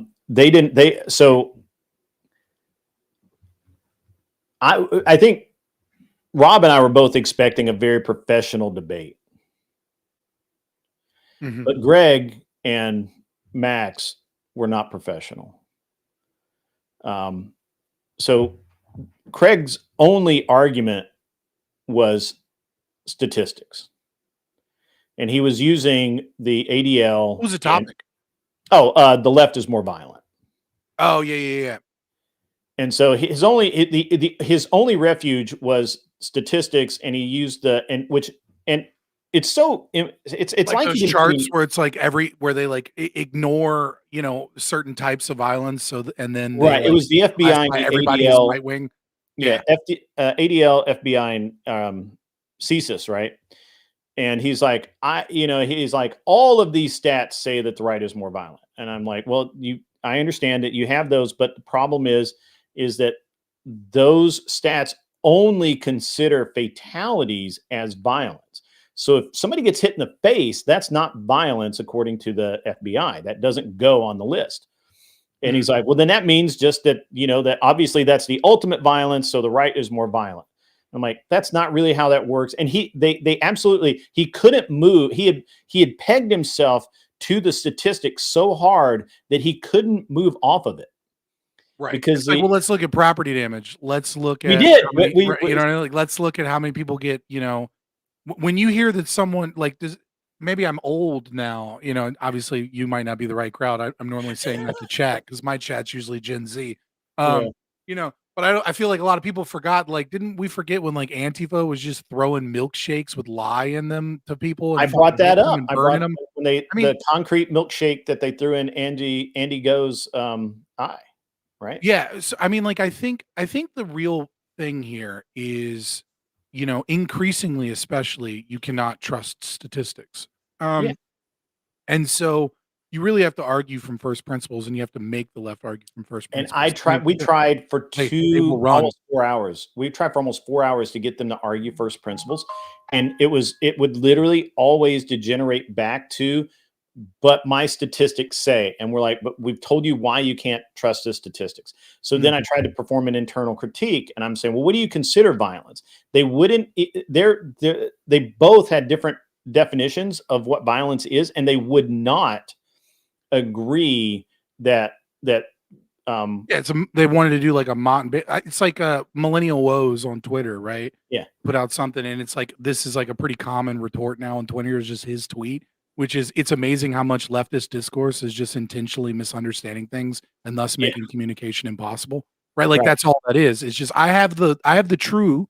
I have the government approved statistics, and then I also have magic words like, you know, redlining or slavery or, you know, or you know, all the phobias and isms, right? Like these are all magic words combined with government statistics that are approved, that, you know, purport to say it is true, whatever their claim is. I think the other problem, the major problem, right, is that there are no good debaters anywhere in all of YouTube, Twitch, Kick, whatever. They're very, very, very rare. Are there any good debaters that do low level or mid level debates? And the reason is because if you are if you're good at your craft at debating and you're good at messaging, you will be picked up by an organization like Chorus Media, or, you know, if you're, you know, for example, Connor, right? He's a good leftist debater. You know, he gets picked up by Midas Touch, right, which is a left-wing activist organization. He still claims he's a conservative, but he, you know, he gets he's a lefty. He gets flown out to DC to go listen to Bill Kristol's speeches by a left-wing organization that is, you know, fighting to take down you know, conservatives and MAGA and all that, right? But you're going to get picked up by those people. And once you get picked up by those people, now all you have to do is, you've got botted likes, you've got botted comments, you've got botted views, and you've got an organization that's paying you money to get good equipment, and that organization is going to get you interviews at the high level. It's going to get you on Piers Morgan for you, right? It's going to get you on, like Harris Sisson's a great example, right? Like he didn't stream on Twitch for 2 years to like 10 or 15 viewers before he made a name for himself. No, he made a couple TikToks. Then he got picked up by DNC and activist organizations to shill for the Kamala campaign. He got astroturfed everywhere, and now he works for other organizations, and he's famous, and he's at these areas. And so but that seems to be mostly a leftist thing, right? Like, absolutely. I mean, it's on the right too, but it's not as common on the right because the right is more like space out. We have a lot more diversity, and it's not like one like I'm like you see, like, I mean, Brett Cooper is an example on the right? She pretended to be a streamer. You know, Daily Wire used her as a prop because she was a young girl. They made a studio at Daily Wire that made it look like she was a streamer, but she never was a streamer. Right. And then they astroturfed her. I mean, you can say, "Oh, I find like Brett Cooper," but she's yeah, a definitely, definitely, yeah, she is an actress. Like that's what her job is. Yeah, 100%. Well, that's what she was originally before she did anything about politics. Yeah, that's what she is. A couple of advertisers, right? So it's like, well, she worked in TV or something too. She was on a couple. Yeah, I'll wrap it up. I know I'm verbose. But what I mean to say is if you're modern day debates, right? Who gets what? Like maybe like a couple thousand on like a really good live stream, and then maybe one that's not got a bunch of popular guests, a couple hundred, right? You're a mid tier. You're not super retarded popular, but you've got your own space. Yeah. No good debater is going to be that is completely unknown. Is modern day debates going to even know about and pick up? And once they become known, they're going to skip the middle completely, go to the top, and only be on Piers Morgan and other places. Because if they go down to those smaller streams, all they do is give the mid streams audience and give the right clout and risk losing a debate to somebody that's smaller than them. And at the same time, they risk losing their media sponsorship. Yeah, I agree with you on that is a problem with the left, and it's not a problem. So I have been desperately trying to get lefty debaters to come to find nobodies, and they don't have experience. So it's not even I didn't want Soy Pill, and I was, it's not that I don't like Soy Pill and I'm not willing to debate him, online or whatever. But my events, but actually this works against him because I don't consider him good faith. I don't consider him, I consider him one level above the troll. And I just don't take him seriously enough. And I'm like, I don't want him to come and troll my event. The risk is too high. So I didn't invite him. I invited in me Charlie because I knew I feel like she would be good faith. She's not coming. Yeah, she's so she was like all about it, but apparently she's got a video shoot that weekend, and so she doesn't want to fly out Friday and fly back Saturday morning to work Saturday afternoon. And so I was like, I think she has some shit with like CuteBot's managers and stuff. Yeah, it's definitely CuteBot. Yeah. And look, hey, I'm not going to stand in the way of somebody's career. Go make your money. I get it. But, I can get really decent right-wing debaters, no problem. But on the left, nobody. And it's not that they're not, it's really that they're just not out there. It's like, it's honestly, it's hard to even find them. You find people like First Amender who is worthless. I mean, he's not good. Well, the people that are out there that are at the mid-level are the people that are too much of a brand issue for big billionaire donor class. Yeah. Those are the people that are still at the mid-level, right? Because if they're really competent and they're really like careful and they're not too controversial, right? Then they'll get picked up by a media organization, right? Like online streaming, especially on the left, is just Hollywood 2.0. It just is. So if you're at a mid-level, it's almost certainly one of two things. Either you're not really that competent, you're a troll, you're somebody like, which by the way, what's his name? Soy Pilled is, he does work with Chorus Media and does work with other more media organizations. I'm assuming that he's astroturfed because he went from nothing to like a lot. Yeah. I mean, like, and so he does have that, but he's so bad faith and so bad that he can't get on to the bigger shows more than like once because they don't invite him back, right? Like he's been on Tim Pool. Tim Pool's never going to invite him back because he's obnoxious and bad faith, right? Like he can't do it. I think the only real way to get competent debaters at the mid-level is to reach out to inexperienced but very knowledgeable in their field professors. Because there are a lot of professors that I think if you just go to your local college and you look up people and you email their school email, be like, hey, I see that you're a world-renowned expert in this. I would love to interview you about this. And like, I do a lot of hosts and debates on these things. And if you ever wanted to debate within your area of expertise, maybe try that out. And they can get a bug for it sometimes. And then you can get them to show up to one or two debates debating what they're an expert in because they feel comfortable, even though they don't have the skills to be like, like they don't have a lot of debate bro skills or tactics or entertainment, but they do have like, a deep level of understanding of what it is that they teach and you can give them a false, and that's kind of the type of person that you can put up against a really competent right winger so long as you have a conversation with the competent right winger, you know, like I love Rob Noor, but you have to like DM him and be like, dude, this is a professor. This isn't a debate, bro. Let's have like a discussion / debate. And if you tell him that, he'll be like, yeah, sure. You know what I mean? He'll be cool. You just gotta let him. You gotta let people like that know. And Rob the other night was Rob was awesome. Like he carried a lot of the water because he's always awesome. It's just, you know, you got to be careful not to let him fucking scare somebody away by spurting out on him or something. You know what I mean? Yeah, but I mean, you know, so like Rob and I talked beforehand, and I'm like, he's like, how do you want to do this? And I'm like, well, I've got some rhetoric, and I've, you know, and I'm pretty solid. If they're going to go with statistics and that kind of thing, I've got a pretty good internal critique for that. You know, if you just want to do the stats, because you know, we were talking about it, and he's like way better, way more prepared to do the stats than I am. He has them memorized.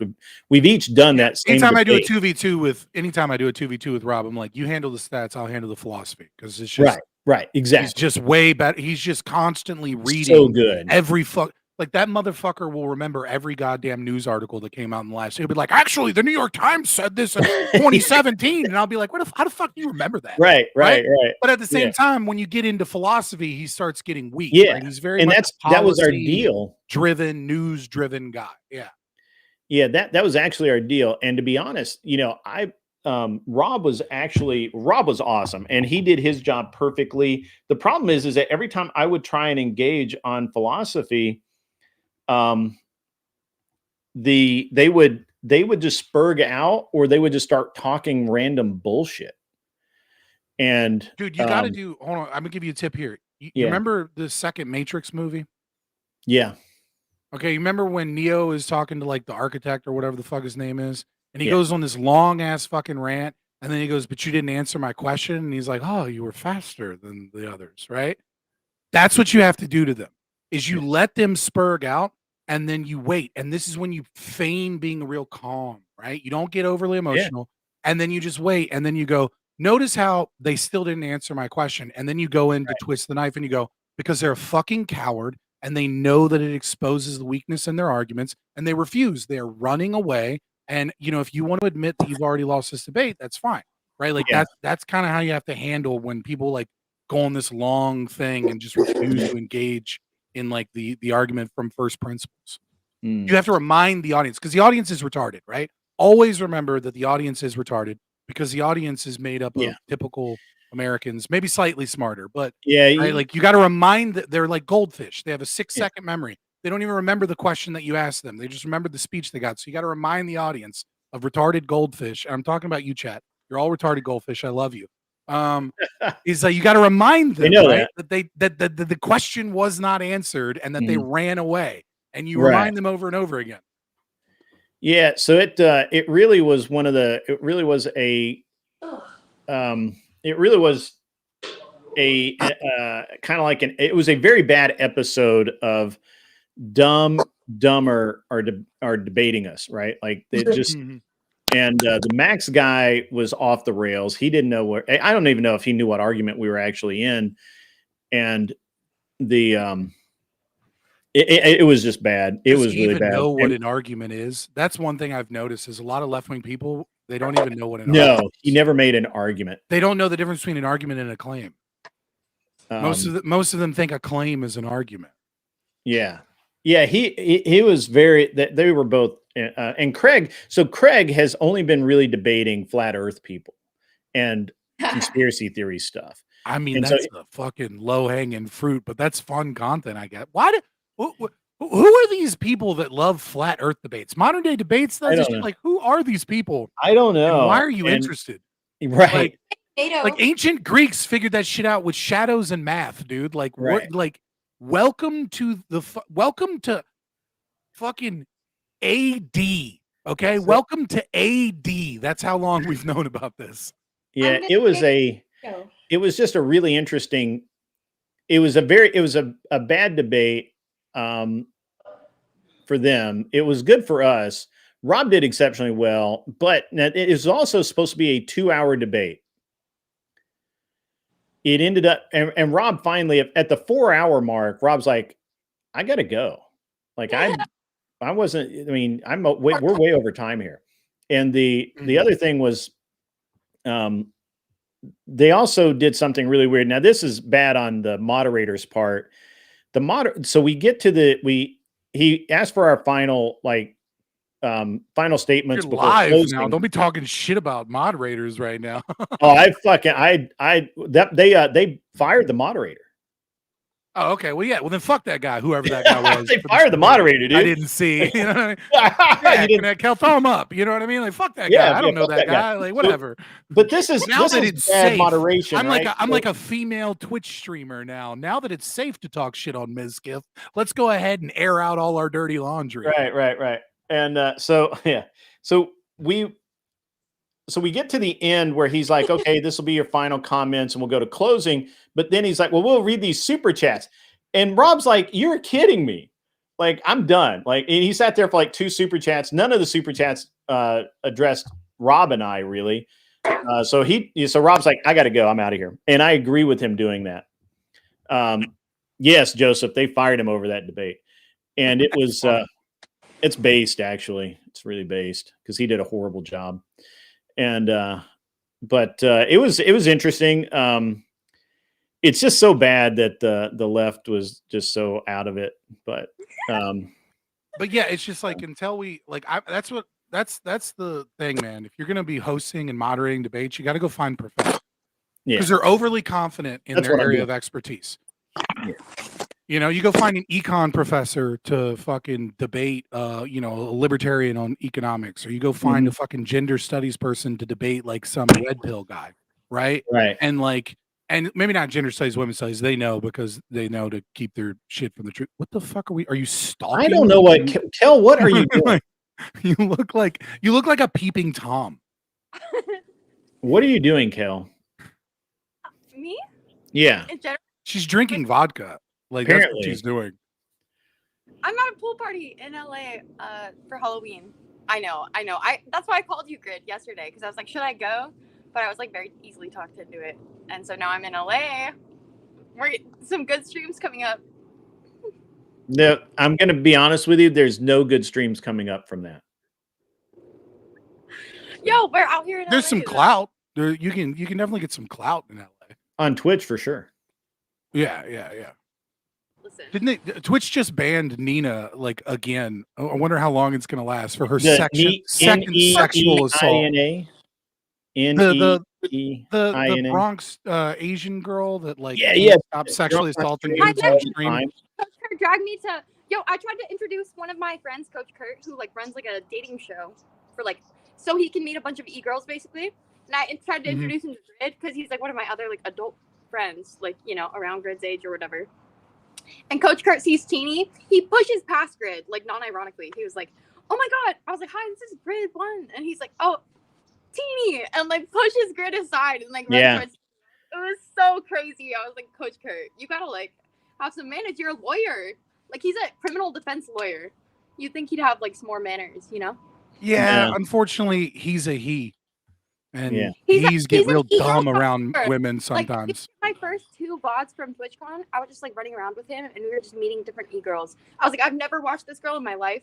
Because like, why would I sit there and watch a girl like looking pretty as much as I love that content, okay? Like, it cracks me up when people are like lean into your femininity because I'm like, if you look at Twitch, there's a bunch of like 10 out of 10 like models. Like it's not. Except for Nina. So Nina got banned? I don't know. Well, she got banned because she like carried the second time. Next room.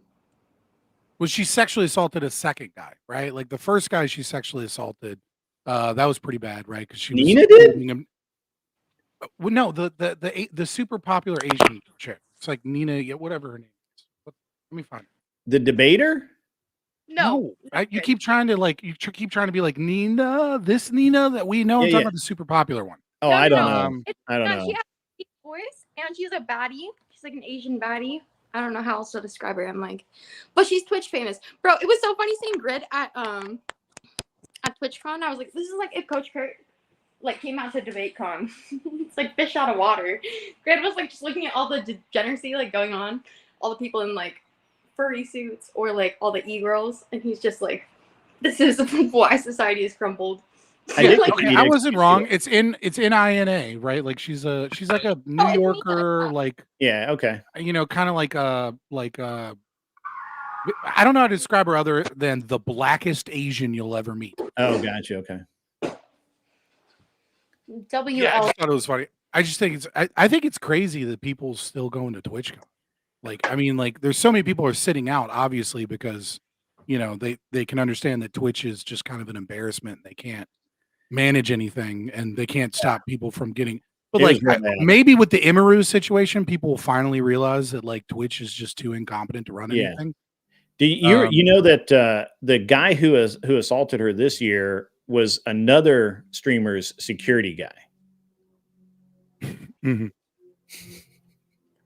Well, and they also fired. They banned Emiru's security from. Yeah, her head security. Yeah, but that was like also 2 years ago, by the way. So it's like kind of like bitching and moaning to like cry about that. Yeah, last year apparently she. Well, no, it's just talking about the relative incompetence of Twitch, right? Like I'm not saying like that is a direct result of like her getting sexually assaulted at TwitchCon. I think it's a multiple factors, right? And that's probably one of them that played into it.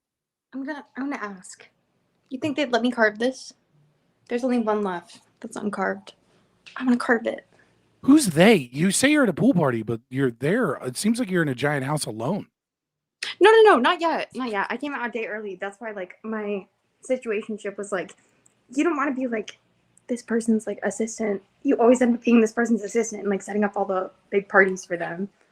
And here I am a day early. Setting up the party for them? Yep. To sweep.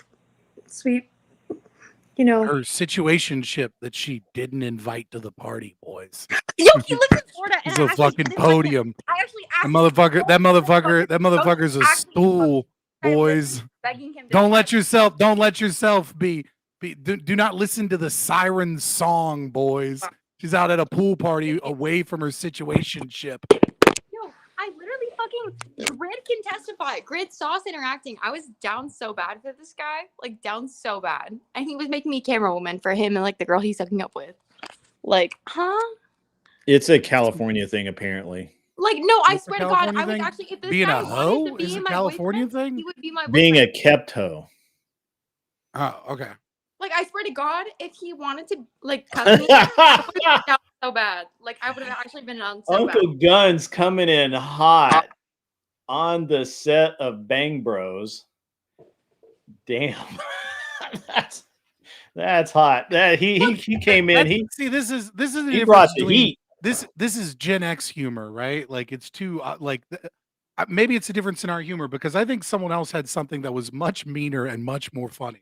Which I didn't see that. Never Lucky Rubber Ducky says, or no, sorry, Agrillapolis. She's so mean to her phone. He is mean to her phone. Have you seen That's that? way funnier and cutting. But have you seen this? This is insane. Watch this. I'll give you. Bro, I'm obviously not. I told you like multiple times that I'm not fucking like gonna respond. Was that was our her debate, or I don't know? That was her. Okay.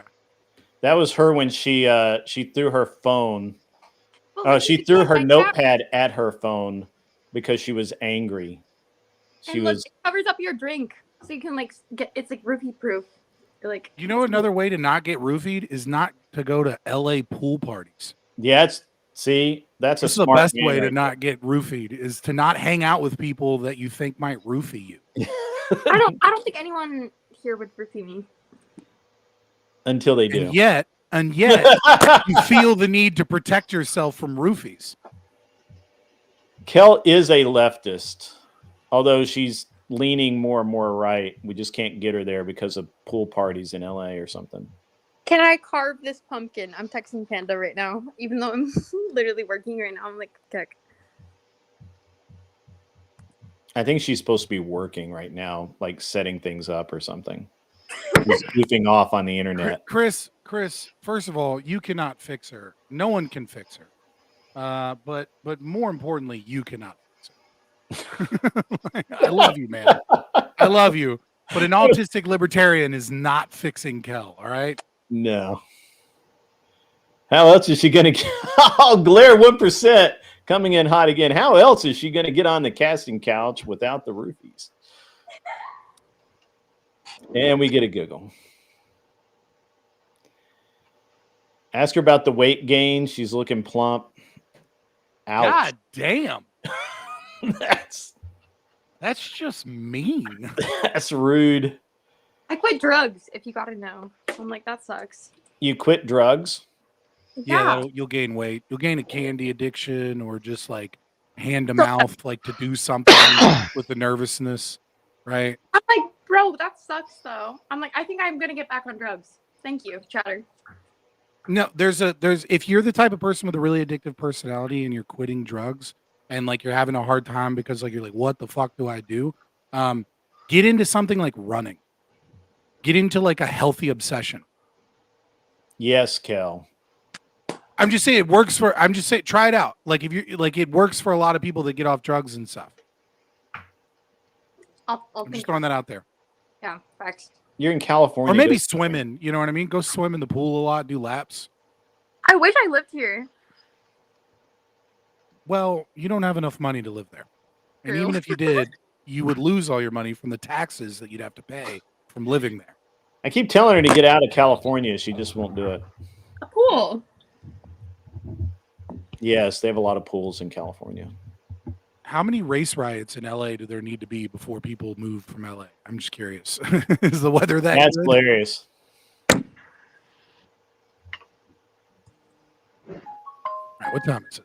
The weight gain is crazy. I gotta go later. Oh, okay. Yeah. I mean, that was biting, sir. That was actually rough. that was mean. That was borderline abuse. So do you do this all the time? Like when you're just doing this quote unquote morning shift? Are you just fucking chatting, just chilling? I do an hour of news and stuff like that, and I make fun of this guy from Canada who comes in and tries to act like he knows something, and then I open the panel up, and then I don't know why Kel came on. She doesn't usually come on during the days, but apparently she's. I don't ever come on during the day either. I'm doing other shit usually. I just happen to be free. Yeah. So the Section 230 says being accurate hurts people's feelings. I get that. I have that problem. Section 230 is a great name for a YouTube person in chat, by the way. That's fucking. Yeah. There's a lot of good jokes you can do on that one. Yeah. Yeah. Kel's attention fix has been checked for the day. Yeah. I mean, I don't know. This shit's. I saw Not something. Chris. No, my neither of the people on my screen right now are Canadian, but Not Lowe's 2 is a Canadian troll that he says that he's been studying economics for 30 years and he's very well learned and he's very well read, and yet he's an idiot. Like he literally can't follow simple concepts. Yeah, I mean it's pretty common. So, but he is a lefty and a socialist. So, you know. Well, you already said he can't follow simple concepts. Oh, ow. Yes. You said he's a highly educated individual that can't follow simple concepts. He says he's call those socialists. That's what socialists are. Yeah. Midwits with a lot of education. He says he has an education, but he's never proved he has an education. We talk about the November 1st. You know what I mean? I'm not showing you guys my fucking degrees. You know what I mean? Like, dude, my somewhere, wherever the fuck it is buried over there, is like my college degree, and it's still in the fucking like the FedEx thing that it's shipped in. Because I've never fucking needed that piece of paper for anything. Right. Like, no job has ever been like, take a picture of your diploma. It's like, send me your transcripts from the college's website. Like, there's never been a reason for me to pull it out, and it keeps it from getting bent or fucked up, I guess. So like, whatever. I don't know where mine is. Somebody asked me for a picture of my diploma one time, and I'm like, I have no fucking clue where that is. You know, someone said, I'm guessing he failed his classes. I don't know this guy, but you guys do not realize how much, especially if you're Gen X, I think, just how bad the American college, which is college in general, is these days. To give you an example, when I was doing, so I went to VCU for my undergrad, right? I went to Liberty for graduate school. I went to a Christian college as an atheist, which honestly was fucking awesome.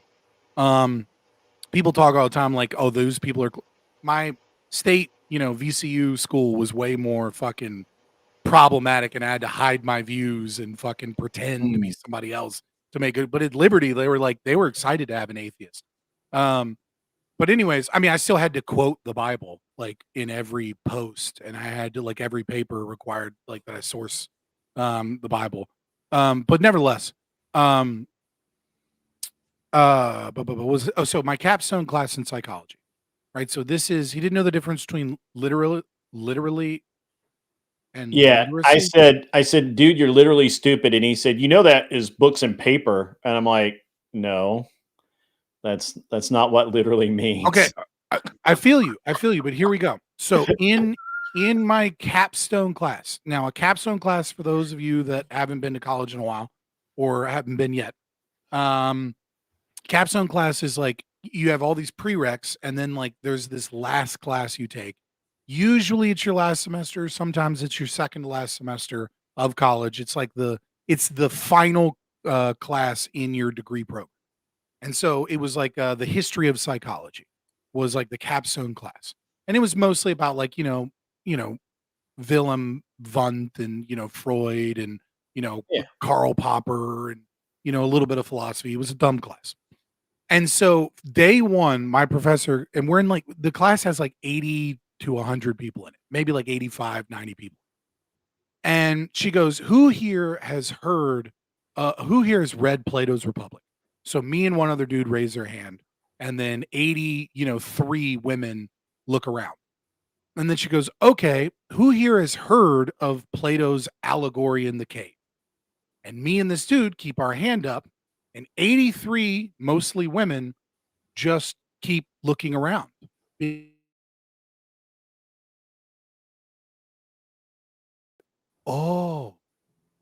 Like the overwhelming majority of these people haven't read Plato's Republic. That's fine. I get it. They've never even heard of Plato's Allegory in the Cave. These are people that are in their last semester, about to graduate with a bachelor's degree in psychology. And if they go to grad school to be a psychologist, right, they'll get a PhD, a doctorate in philosophy. Never fucking heard of Plato's Allegory in the Cave. Like, and thought it was weird that me and this other guy had heard of it. That's your typical college graduate in humanity. Yeah. I remember I had a psychology dumb class, dumbass. I haven't heard you say anything smart yet. Is this the guy? No, Camden King's just he's just from Texas. Don't worry about him. Hole in the dirt.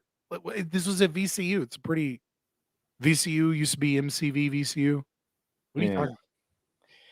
I got my degree in psychology, and I remember one of my last classes was dealt with the brain chemistry and how they think that the hemispheres work, and they make you take this test, which neuropsychology. Yes, neuroscience. Okay, yeah, okay, yes, neuropsychology. It's been a while since you've been to college, there, buddy, huh? Well, if you say neuropsychology, people like start down weird paths. But since you know, all right. So, and they make you take this, left brain, right brain test, and I actually scored to pull pretty evenly from both sides, and my professor. That's how I know it's a long time, because that shit is so bullshit. It is, right? and by the way, this is about the time I started thinking. I had been thinking for a while that psychology is not a real science, right? Because no, it's a soft science. It's not a hard it's not science. even a soft science. So like I had come over from the hard sciences, chemistry and biology and all of that. And psychology just allowed me to transfer more credits when I changed my major to psychology. And so I'm sitting in this class, and the professors like, and the professor and I got along really good, but Mhm. it was mostly women in the class. Yeah. And I mean, anything that deals with people as opposed to things is going to be predominantly. yeah. And the women in the class were not up to speed on any of it. Very interesting, which I thought was very interesting. The professor and I had great conversations. What I started thinking it was not a real science because I wrote a very comprehensive paper on left brain, right brain, all of this. Mhm. And I thought it was really good. And I got an A. I happened to see one of the other students' paper because you had to kind of read some of your classmates' work. Help edit, peer review. Well, you're supposed to be learning how other people think, right? You're supposed to be right. And I'm reading this and I'm like, there's nothing in this at all. And I had to have a conversation with the professor, and the professor said, look, you can't apply like hard science, things to this. This is much more about your interpretation and your feelings and your your perspective on it. And I'm like, wait, what? No, that's bullshit. Look, And listen. and he's like, no, wait. So he's like, yeah. And I'm like, but this is objectively garbage. Like, she doesn't not have an understanding. I'm like, she doesn't have an understanding of anything that you've taught this semester. And he's like, I understand that, but this is her understanding of what I've taught. And I'm like, wait, what? And I'm like, yeah, no, your professor that you're talking to is cucked out to the. Oh, I'm sure he's cucked out. I mean, he'd been there a long time. Cucked out to the college administration, even if he's fucking tenured, right? He's a fucking pussy that doesn't actually teach and maintain. Here's the problem: is that there's a lot of problems here. I'll list off a couple. Yeah. Right. Problem number one with women in college, especially when it comes to things like this, is that women tend to be right. Like there's women have the same average intelligence as men, maybe like 1 or 2 IQ point difference lower, but for the most part, the mean is pretty much the same, right? Obviously, there's a variability difference, right? There's a lot more male geniuses and there's a lot more male retards. Women tend to be more even, more towards the mean. Well, I mean, it's still even, but yeah. The distribution tends to stack up at the mean, right? So it's not standard distribution to IQ. It is when you don't separate the genders. It's pretty close with standard distribution, with standard deviation being like 15. But women tend to be fairly good at rote memorization, right? Men tend to be pretty good with understanding applied concepts and like kinesthetic things, right? Dealing with mechanical things. And so the problem is that for a male to succeed in the humanities, they have to understand the whole concept. And you'll notice this, that when you're teaching men things, you have to try and make things real for the men to then click and get it. Yeah. Women don't have that click moment.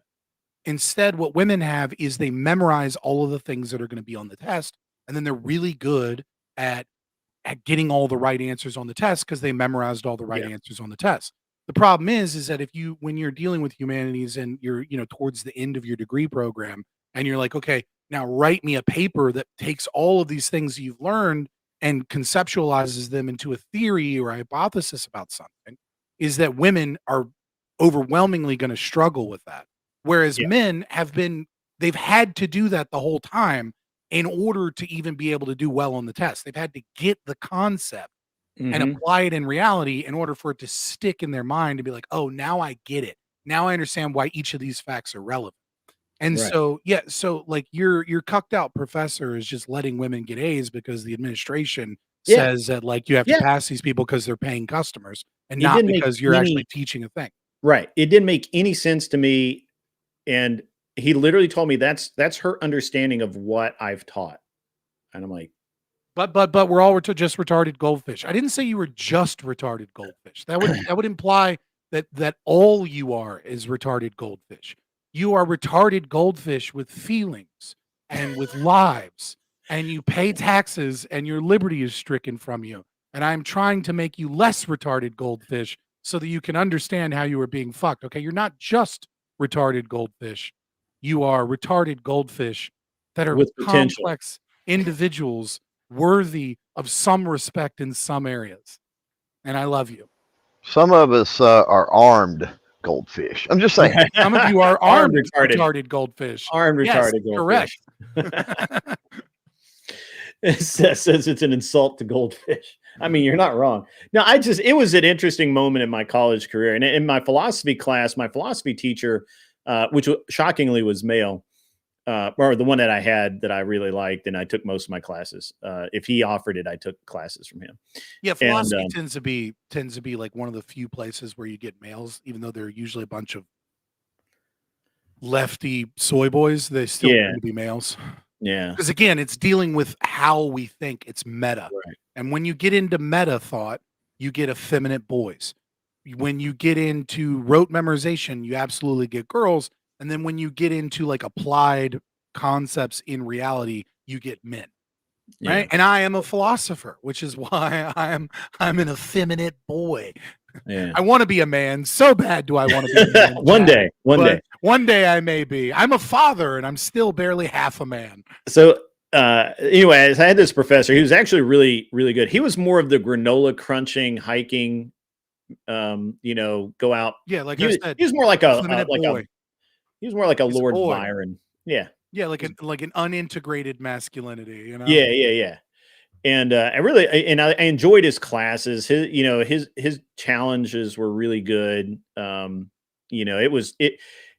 he got in trouble for failing women that did not grasp the philosophical concepts that he was teaching and didn't read. I think his biggest problem was that the women didn't read the material. No, they memorized the material.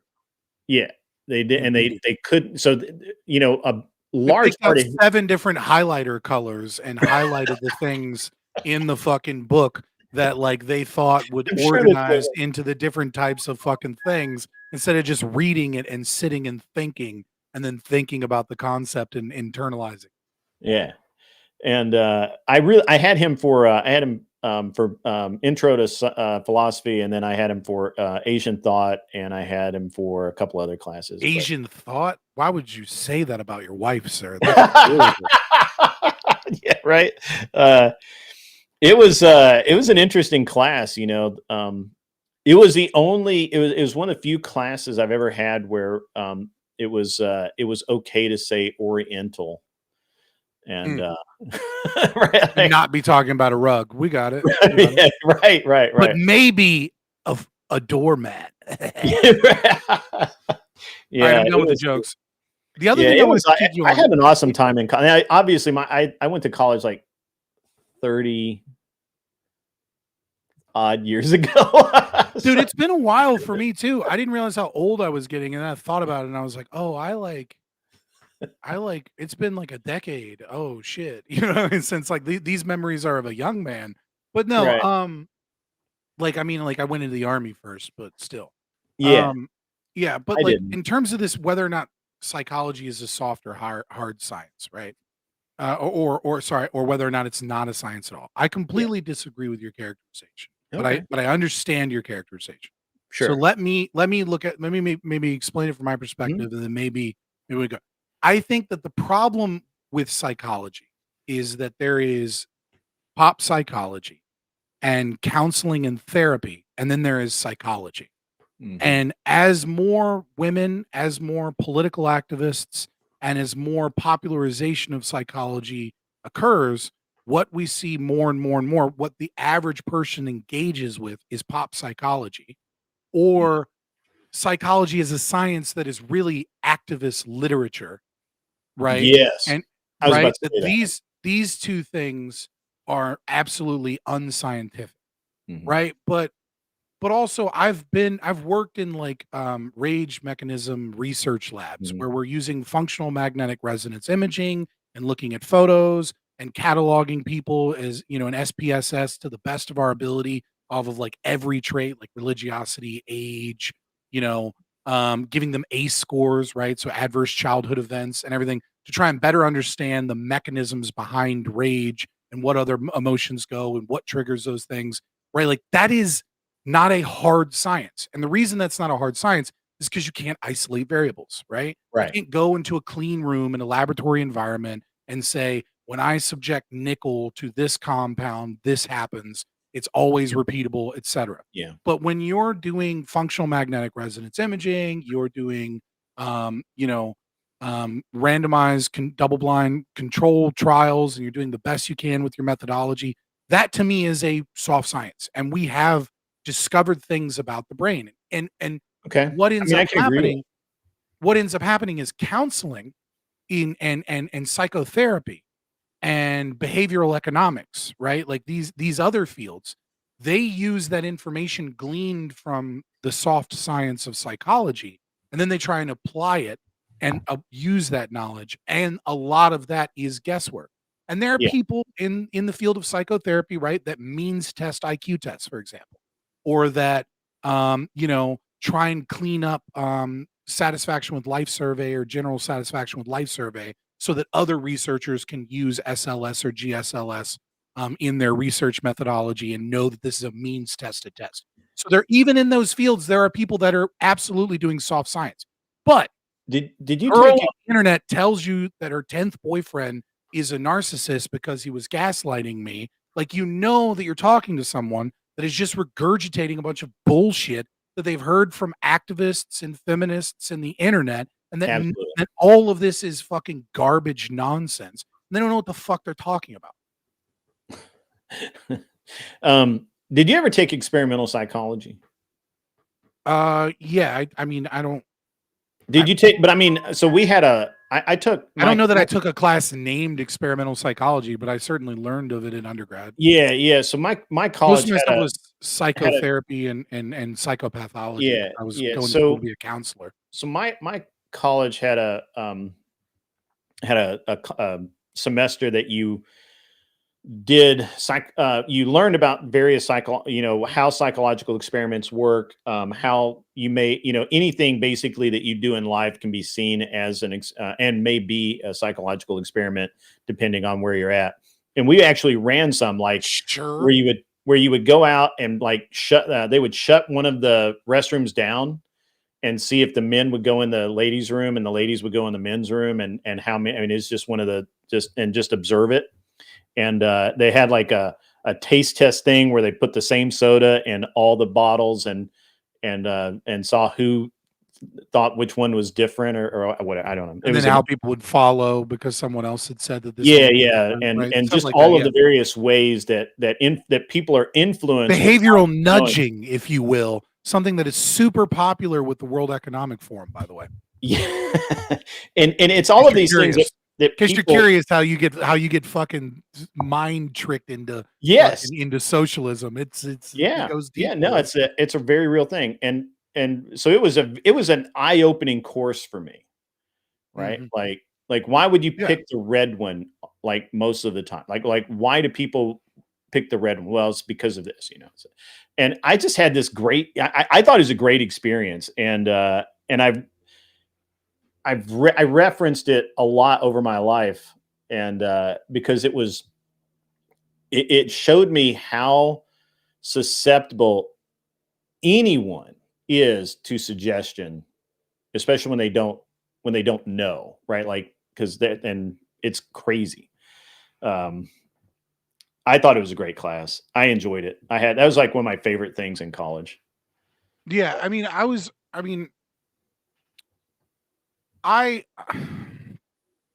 don't know. I became very disillusioned with psychotherapy as well. As I was going through college, I was like learning more context and becoming more politically aware, which I was always very politically aware person, but just getting older, learning more things, learning context and stuff. And it was just, it was very disheartening for me because it was very obvious how much of Scott seems like the type to say I do trig for fun. Dude, I'm not a math person. I'm not. No. Now, do I read weird did I just finish reading for the second time in a row because I really wanted to get Robert Quick's book on the Austrian business cycle. Yes. But no, I'm not a math guy. My wife is. But I am an econ guy while not being a math guy, which is why I got anyways, setting all that aside. But yeah, it's just so obvious how bad most psychotherapy really is. I think I genuinely like I am a large proponent for good psychotherapy. Like I think good psychotherapy is desperately needed. The problem is that it's increasingly difficult to get any good psychotherapy, right? Like you have like there's a few bastions of things that still work, I think, right? So I would say narrative therapy in inpatient facilities for people with eating disorders works, right? Even though I would normally not suggest narrative therapy for eating disorders, it tends to be pretty effective. Mindfulness-based cognitive therapy for people with severe PTSD seems to work. Cognitive behavioral therapy and rational emotive behavioral therapy for, people that are goal orientated, right? Like they come in with a problem and the person is like, okay, we want to fix this problem. What's the problem? Let's get this fixed. That works. Assertiveness training, especially for like women, in high stress jobs, like, females that are trying to be lawyers or, climb the corporate ladder and things like that. That works. Talk therapy, especially those where they're not limited to 20 sessions, but they become this thing that you do once a month or once a week, right? To like talk about your problems. I think by and large does far more damage than it does help. And that is coming from someone that went to grad school to be a counselor, right? Like this isn't coming from someone that like, like obviously I didn't go get my residency. I didn't like practice. Do you think COVID hit and like it was like and then I went through a divorce at the same time and it was like, man, fuck this. You know what I mean? Like I'm going through a divorce and COVID. I can't find anybody that'll take me in residency. I don't have the money to do it, so it is what it is. It's a different chapter of my life. But yeah, I just think overwhelmingly you have a lot of men and especially mostly women that they are constantly rewriting their trauma, bringing their trauma up.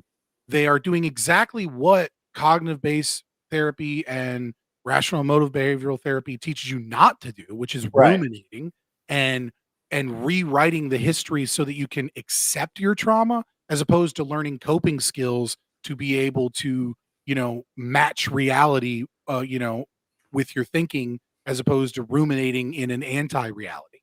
And I think then it's spilled over into gender dynamics and relationships and dating because it's become so prevalent. And like I see so many women that are like, "Oh, you don't go to therapy? I don't know. That's a red flag." It's like the fact that you think that is the bigger red flag. Yeah, right. Yeah, it's an interesting thing because I worked with right out of college. I worked with kids. Actually, while I was in college, I was working with kids, and the way that worked was kind of eye-opening because basically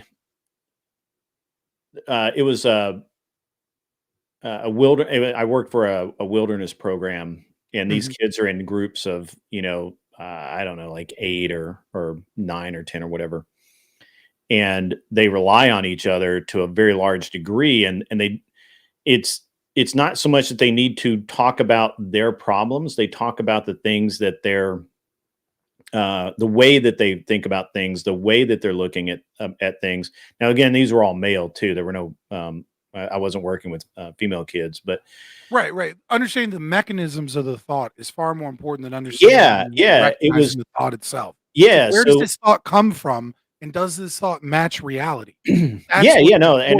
It was called, it was a group, and it was not a group therapy, but it was group dynamics. And so, these kids learn to rely on each other, and a lot of these kids had never been able to rely on anybody. Right. Yeah. And they, a lot of them had come out with, where they'd been to conventional counseling where they were told, hey, you have to talk about your problem. And they didn't want to talk about their problems.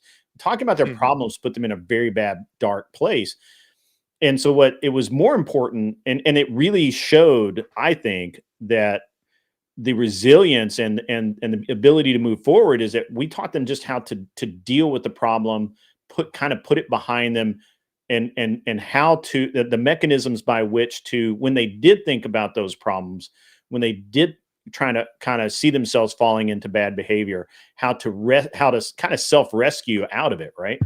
And those were far more important skills. And you're basically describing cognitive behavioral therapy. Right. It is. I mean, right. Like, because cognitive behavioral therapy, really, the cornerstone of it is ABC, right? Antecedent, behavior, consequence. And so the antecedent is what led up to this issue. What led up to this? Like we talk about, like, oh, today this happened and it like caused problems. Okay, let's talk about it. What led up to it? What were you thinking before it? What were you going on? What thoughts did you have going into it? How did those thoughts affect the behavior and the way that you acted? And then what was the consequence of the behavior and your thoughts in that moment? And what we want to do is we want to change that consequence. And so if we want to change that consequence, we need to figure out what's wrong with your behavior. And then once we figure out what's wrong with your behavior and how it doesn't match reality or what it is that your actual goal is, we need to think about what leads up to you engaging in that behavior. Right. And that's actually one of the things about the group, about this group dynamic, is that when these young men would make a mistake, right? They would misbehave. They wouldn't do what they were supposed to do, whatever. The group would set the consequence. There were no punishments. There were no timeouts. There were none of that. It was the group would come together. They would, talk, hey, this is what happened. So-and-so didn't make their bed for a week or whatever. I don't know. What's the consequence for that? Well, consequence is that, before they can go to breakfast, somebody has to check and make sure their bed is made, and they can't do anything else until that, right? They can't go to breakfast, can't do whatever it is. I'm being a little bit facetious here, or not facetious, but I'm just giving an example that's really, it's cool. But there were actual consequences. So the physical consequences translated directly into the mental consequences as well, as you were just talking about. So it's the whole idea of the thought, the action, and the consequence. And so I agree with that. And most of the dynamic that we were working with was laid out by a guy named Campbell Loftmiller in his book, The Worth of a Boy, from back in like the 50s, when he ran a camp for kids. And it was really a great read for me. It's a very short read, but it's really a great read of how young men kind of process things differently and that sort of thing. So the wealth of a boy, or the worth of a boy? The Worth of a Boy by Campbell Loftmiller. Yeah, I'm just gonna write it down, but I got it's been out of print for a long time. I have a copy. I'll bring it to DebateCon. I'll let you read. It's a very short read. It's only like this thing. I might just borrow it at the hotel and then read it. Yeah. But it's really a good thing. I found it to be very fascinating on how to get things kind of how to refocus young men into being young men and not just being victims of therapy the rest of their life. So, yeah. I mean, we're definitely dealing with like people say it all the time, like, oh, it's a mental health crisis. It is a mental health crisis. I hate that term, right? Because I think the term doesn't adequately, like, it's a term that's designed to say that the crisis is the symptom, right? Yes. What, you know what I mean? But it's the most obvious symptom, right? We have to work backwards from that symptom. Is it fatherlessness? Is it socialism? Is it, the hopelessness of the future? Is it, so, like, what are all of these other things that are actually causing this problem, right? But we are certainly dealing with a mental health crisis, absolutely, especially for young boys, I think. Yeah, for sure. I think I saw that study like a few years ago, but I don't remember anything about it. So I remember when I was in the Army. So I grew up with a genuine malignant narcissist as a stepfather. right? Like, yeah, I think I listened to. I was driving one time, and you were talking about. You were on your show talking about your life and the how you got into trouble in school because you took something to school that you weren't supposed to, and then yeah, that was a rough one. But I'm just saying, set that one aside. Okay. I grew up with a genuine malignant narcissist, right? Okay. And so like, and when I say genuine malignant narcissists, I don't mean like girls go on the internet and say my boyfriend was a narcissist. I mean shit like my stepdad would mug my mother with a mask on at knife point and cut her a little and then get home before her and then pretend that he had no idea what was going on so that she would look to him for comfort as the man in the household because he needed a narcissistic supply of him being her hero. Like that type of shit. That's right. Like real, genuine, like psychotic. I mean, obviously it's not psychotic because that'd be ASPD, but malignant narcissist is a blend of 2 cluster Bs predominantly, which is ASPD. So you understand why part of the reason why I went and learned shit, right? And so obviously my mother, she used to trait as bipolar and a BPD, borderline personality disorder, because codependent types tend to find narcissists, they feed each other. All of that, right? To say that my mother was fucking psycho about cleanliness and to an extreme degree. Like if I did not want to get my ass absolutely beat, my room had to be immaculate as a kid. So when I went into the army and like started making beds, like drill sergeants were like, holy shit, those are perfect hospital corners, probably. And I'm just like, yeah, they are. You'll never be able to fuck me up as much as my parents. I didn't say that, but I'm just like, yeah, real good at hospital corners, drill sergeant. I got this in the bag. Like I've been doing this since I was like 8. Like we're good. Yeah. I went to a military school on a scholarship, and a lot of people were there. So there's 2 types of. Well, I'm sure there's more than 2 types, but there were 2 main types of kid that I went to school with. One, gung-ho kids and bad kids. Got it. What's that? Gung-ho kids and bad kids. Well, kids that felt like they needed to earn their place there because they were there on a scholarship or were sponsored in some way, and those kids felt like they had to make good on it. And kids that had been literally kicked out of every other school, and this was like their last stop before detention, right? like it's kind of what it was. And so I remember we had this one kid, and I don't know how many schools he'd been kicked out of. His name was Charlie, and he came in, and he liked to eat, and he had this, and one of the rules is there were no in our where we slept is a kind of like a big room with a bunch of bunk beds in it, and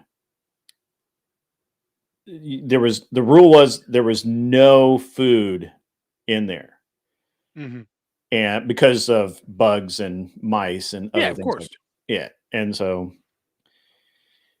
this kid, he had a habit of just not obeying the rules, and the Foot Locker had to be a very specific way. Like everything had to be rolled a specific way. Everything had to be stacked in there. Had to be in the right place. Yeah. If you had a book, it had to be on the tray in the top. If whatever. So, and it was bad if something was out of order, right? But it was really bad if you were like smuggling stuff. So this kid had like I think it was a donut or something, and he had it hidden. And so the staff comes through, they do the inspection because we had field day every Sunday. They come through to do it, and they're inspecting, and they get to his Foot Locker, and they look in it, and they just say unsat. They don't say why. They never said why. They just said unsat, and they moved on. And we're all looking at this dumbass like, come on, man. Come on. Group punishment is coming because of your ass. And so they give you like 15 or 20 minutes to fix it. He rummages around in his Foot Locker, and we think everything's cool. Guy comes back in, pulls the donut out this time, and just like crumples it up, throws it on the ground, and picks up the Foot Locker, carries it over out the door to the stairwell, and drops it down 3 flights of stairs. And then he did that with everybody's Foot Locker because we're all in it together. And that was a defining moment of my of my years at that school. Was I never in my life had my Foot Locker thrown down a flight of Dude, stairs. when This dude's like freaking out. He's like, I can't believe they did that. And I'm like, dude, just go get your shit and put it back in the Foot Locker. And dude, yeah. don't When argue. Don't make it worse. When I was in AIT, advanced individual training for to be a 68 whiskey, which is like healthcare specialist / combat. Okay. Right. And so we were like the last unit to still be in bays because they were like building. Yeah. It was in San Antonio. Well, Fort Sam Houston, but it's like right next to San Antonio. It's basically San Antonio.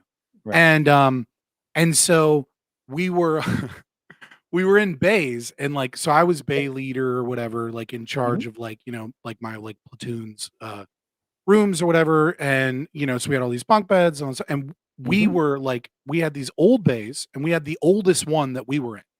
And so like, we weren't allowed to like buff the floors because of like, you know, mesothelioma risk from all the asbestos in the floors and shit. Oh, wow. Right.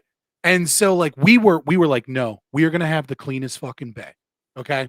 Like it is fucking like, we are going to do it. So we snuck people off post. We violated rules and rented a power washer and power washed the showers. And like, we were like, no, we're fucking, because we were sick of getting the dog shit smoked out of us. And at the same time, we were also trying to be like, fuck you, we'll prove you right by obeying harder. You know what I mean? Like fucking, right? Yeah. Just dumb mentality. Shit You know, I get it. It's dumb shit when you're like a young man in the army, right? And so our first sergeant was kind of like fucking with us and pretending, I guess, like that he was still disappointed in us. And we were like, this is some fucking bullshit. Like we have done so much. We have broken rules to make this place cleaner. And you are still like rules that we could get in serious trouble for. And so, so the thing is that he was actually really proud of us and we didn't know. So he brings like the, command sergeant major of the post over to inspect our bays because our bays are the best in ever. Right. And like, and so we're sitting there for inspection and there's one guy because he had broke and we didn't know, who had a big ass bag of pistachios like that we weren't supposed to have in the bays. And he had them like right in the top desk in like the little study room. Right. Cause we had a study room. Because you know you have to study for like the EMT, REMT or whatever. Like whatever the test to be an EMT before you go to like the combat stuff. And so he loses it because now he's got to stay all night because he's getting punished. Our first sergeant's getting punished because he's done dragged the command sergeant major to be like, look how amazing these people are, and then we've embarrassed him by having food in the bays that we're not supposed to have, right? And so he was like, and he's just losing his shit on us. He's like, what the fuck? I thought you guys were squared away, blah, blah. I have to stay here all night. I had a fucking date planned. He's like, you know, he's like over here. He's like, I was going to fuck your mom private, blah, blah, blah. You know, like he's just like losing it. Right. I got it. And so we clean up. And so from that point on, we were like, no. You're not going to fucking punish the dog shit out of us. And then one little tiny fuck up, you lose your shit. Meanwhile, all the other bays are dirtier than ours and aren't getting no attention. So we were like, we are going to fuck with first sergeant, in the only way that we can. So we got a bunch of Post-it notes and we started switching details with all the other people. We were paying people to switch details so we could have access to his office, access to his car and everything. And for like a good month, every day we were leaving one or two Post-it notes with quotations that were like famous quotes or famous sayings. And we were just replacing a word with pistachio. So he would go to his car and then inside of his car, like on his steering wheel would be a Post-it note to be like, a pistachio a day keeps the doctor away. And he'd be like, who the fuck did this? Who the fuck? Like, and then he'd like go to his office and he'd like get on his computer and it'd be like, That's with kinda great fucked up. pistachios comes great responsibility. You know, like, just like we were just like, what's another quote? What's another quote?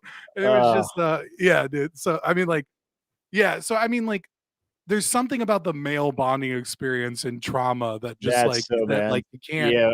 That We like never really military fucked and with military staff. school does a lot of fun stuff. I never really fucked with staff, but I had so when I had a room with a roommate towards the end of my school, and I got out of the bays, and my roommate had this he was nasty, man, and there were, so there was this an all male military school, and there's a girls school not too far away, and we had dances together and stuff like that, all, whatever. So the let me sorry, Kel wants a link. Kel, I'll throw down the link for Kel here, but I'm gonna be wrapping it up pretty soon. We're just about to the end of the show. But I have a stream starting at 6:30, so I've got like Yeah. in 2 hours. Sorry, Yeah. East Coast time. The only real time zone in America. No, Central okay? Standard Time is the standard. No. The real time zone in America is East Coast. All right. The New No, York no. Stock Exchange is there. Majority of the population is there. The nation's capital You just is said there. New York. You get That's terrible. time wise, is the New York Stock Exchange not one of the most important time zones in the world? Fuck off. East Coast is the default time zone for the United States of America. Fuck your Delusion is bullshit strong. Central Time. Delusion. Anyway, so I had this roommate, and he brought this girl back to our room one night. That's against the rules out of the gate. Yeah, obviously. He knows that I'm a light sleeper. If you open the door, I wake up. He knows that. So he opens the door, brings this girl in. She's like, "Hey, is your roommate going to wake up?" And I'm like, and he's like, "No way. He's not going to wake up." And he's a sound sleeper, and he knows all the time I'm awake. And he's like, and just to make sure, every now and again, he would like somehow kick my bed, because we're in a small room, right? So that there's not a lot. He'd kick my bed, make sure I was awake. So I did the only possible thing I could do after that, and that is when he went home for the weekend, I pissed in his shampoo, his body lotion, basically everything that he owned. And I was jealous somebody else was getting some pussy, boys. that's what you don't do that. Don't be that guy, because who knew it was that easy? Anyway, so that was that, and it was hilarious. I had so much fun with that afterwards, because he'd be like in there showering, and then he came one night. He was like, remarked that his the lotion that he used was like thinner than he remembered, a little bit more watery, and I'm like, yeah, I don't know, maybe you need to shake it up or something. But but that was evil. What the fuck, dude? Don't do that, man. That's I'm evil. Yeah, I was evil back then. I was a young man. I was angry. I was an angry young man. No, the thing you do is you take someone's disposable camera and you take a picture of their toothbrush underneath your ball sack. And then you just wait until they decide to get their camera developed. See, if I'd had a disposable camera and had that thought, I would have done that. But no, you just wait a couple months when they're like, they come back from a vacation. They're like, I got to get all these pictures developed. And then they get a twofer. They get two of them. And they're like, this motherfucker. And then they realize for months, you don't have to say anything. You might even be gone at that point. Might not even be roommates. It was well, I'm sure their parents would have developed it, which would have been double the pleasure. Honestly, I'll file that for. I don't think I'll have a roommate anytime soon, but that's just. Well, nowadays people take pictures with their phones and then never look at the pictures. Yeah, right. That's true. Right, until they're like going to go on Instagram or something, and then then be like, what the fuck? Yeah, I don't know what happened to Kel. I'm gonna get out of here anyways, brother. Yeah, I gotta go too. I was just chit chatting. Like I said, I got man Clovertech fell asleep. We bored him with psychological babble. Yeah. Oh, Okay. Kel's back. You booted yourself, Kel. What happened? All right. Scooting back. We can't hear you. Oh, I'm like still watching this. And you're Hold on. in the, I don't know what are you doing? Fuck. We were about to leave, but since you're here. No, it's because I was like scooting like that because I'm like, oh, the camera follows me. And then I accidentally booted myself from the call. Because I turned up like a whole computer. Yeah. Okay. Kel, you have a we got I have to jump off. I've got things to do. I always end at 3. Yeah, throw things at the camera again. That's what's up. Yeah, I always end at 3. I'm 20 minutes long here. You know, that's crazy. So part-time. OG up in the house. Good to see you, man. Good to see you. Oh, he joined as I'm trying to leave. What's up, OG? Damn, my bad. I didn't know you was trying to leave, Grid. That's so all right, sorry, man. bro. That's all right. We'll give you a minute or two. How you doing, man? I'm doing well. I just ended the stream, and Gotcha. it went awesome. It was fun. I was like, let me head over here. Yeah. Now you're bouncing out. So yeah, I my show runs from noon till 3 Central Standard Time, and then I get out of here because I actually I have to run to my. It sounds really bad. I have to run to my lake house and pick up my golf cart for Halloween. Chad, that doesn't sound bad. That sounds Chad. Excuse me, I have to leave you pores to go do rich man things. Sorry, boys. I gotta go leave so I can pick up my golf cart and then drive it to the bungalow and hop on my boat to the middle of my private island to go pick up a few things I left. I gotta go take my car to get my golf cart and then go on my little boat to go to my yacht and then get the yacht, you know? I mean, actually, I mean, to be fair, I do need to put the boat back in the water. I don't trust men with boats, and I don't trust women that go on boats. Men with boats have too much money, and women that go on boats are hoes. That's hoe shit. Boats and hoes. We got them boats and hoes. So I don't trust anybody that has anything to do with boats unless you're like an avid fisherman. Then I'm an avid fisherman. You know? I have three boats. Yeah, you said that after the fact. The game was given away. I don't trust you. Okay. My grandfather we have had a one boat. pleasure boat. We have 2 fishing boats. pleasure boat. Pleasure. My wife's boat. I had to buy my wife a boat. I don't trust anybody with boats. All right, because of the implication. Yeah, the implications. In fairness, it's the pleasure boat's my wife's boat because she hates my fishing boat because it's too loud, it's too fast, it's too low. It's all of the twos, all of them. It's she's just like, I don't like this boat at all, and I'm like, but I love it. I just realized that shirt you're wearing is like a fucking Mugabe shirt. Like, what the fuck is this like revolutionary fucking Marxist African fucking we have to take over Rhodesia for the blacks fucking shirt you're wearing right now. British sailor commando sweater. Oh, okay. Yeah. I actually have one from Her Majesty or His Majesty's now prison service. That's cool. Prison step on the joke. Fucking, I didn't actually think you were fucking gonna go join a fucking anti-colonial Marxist revolution in Africa. See that's the we talked about the Nigerians over there killing Christians. Those bastards. We did, yeah, we did. So. See that's the thing. That's the thing. No one expects it, and that's the grids. That's is it? Grid's, but is it just because no one expects Muslims it. Really? Like it is. It's I don't know if it's really like a black white thing. To be fair, you know? Yeah. Muslims being just Muslims doing Muslim shit. All right, I'm out. Yeah, I'm out too. Thank you for having me, donated 5 gifted memberships. I hope everybody who gets one enjoys their membership because you should. That's what's up. OG bounced out. I think we put Clover Tack to sleep. Poor guy. He's getting his old man nap. Like I need to go get mine. See ya, Fabian Liberty. I'm on a blimp, just a pimp on a blimp. I got you.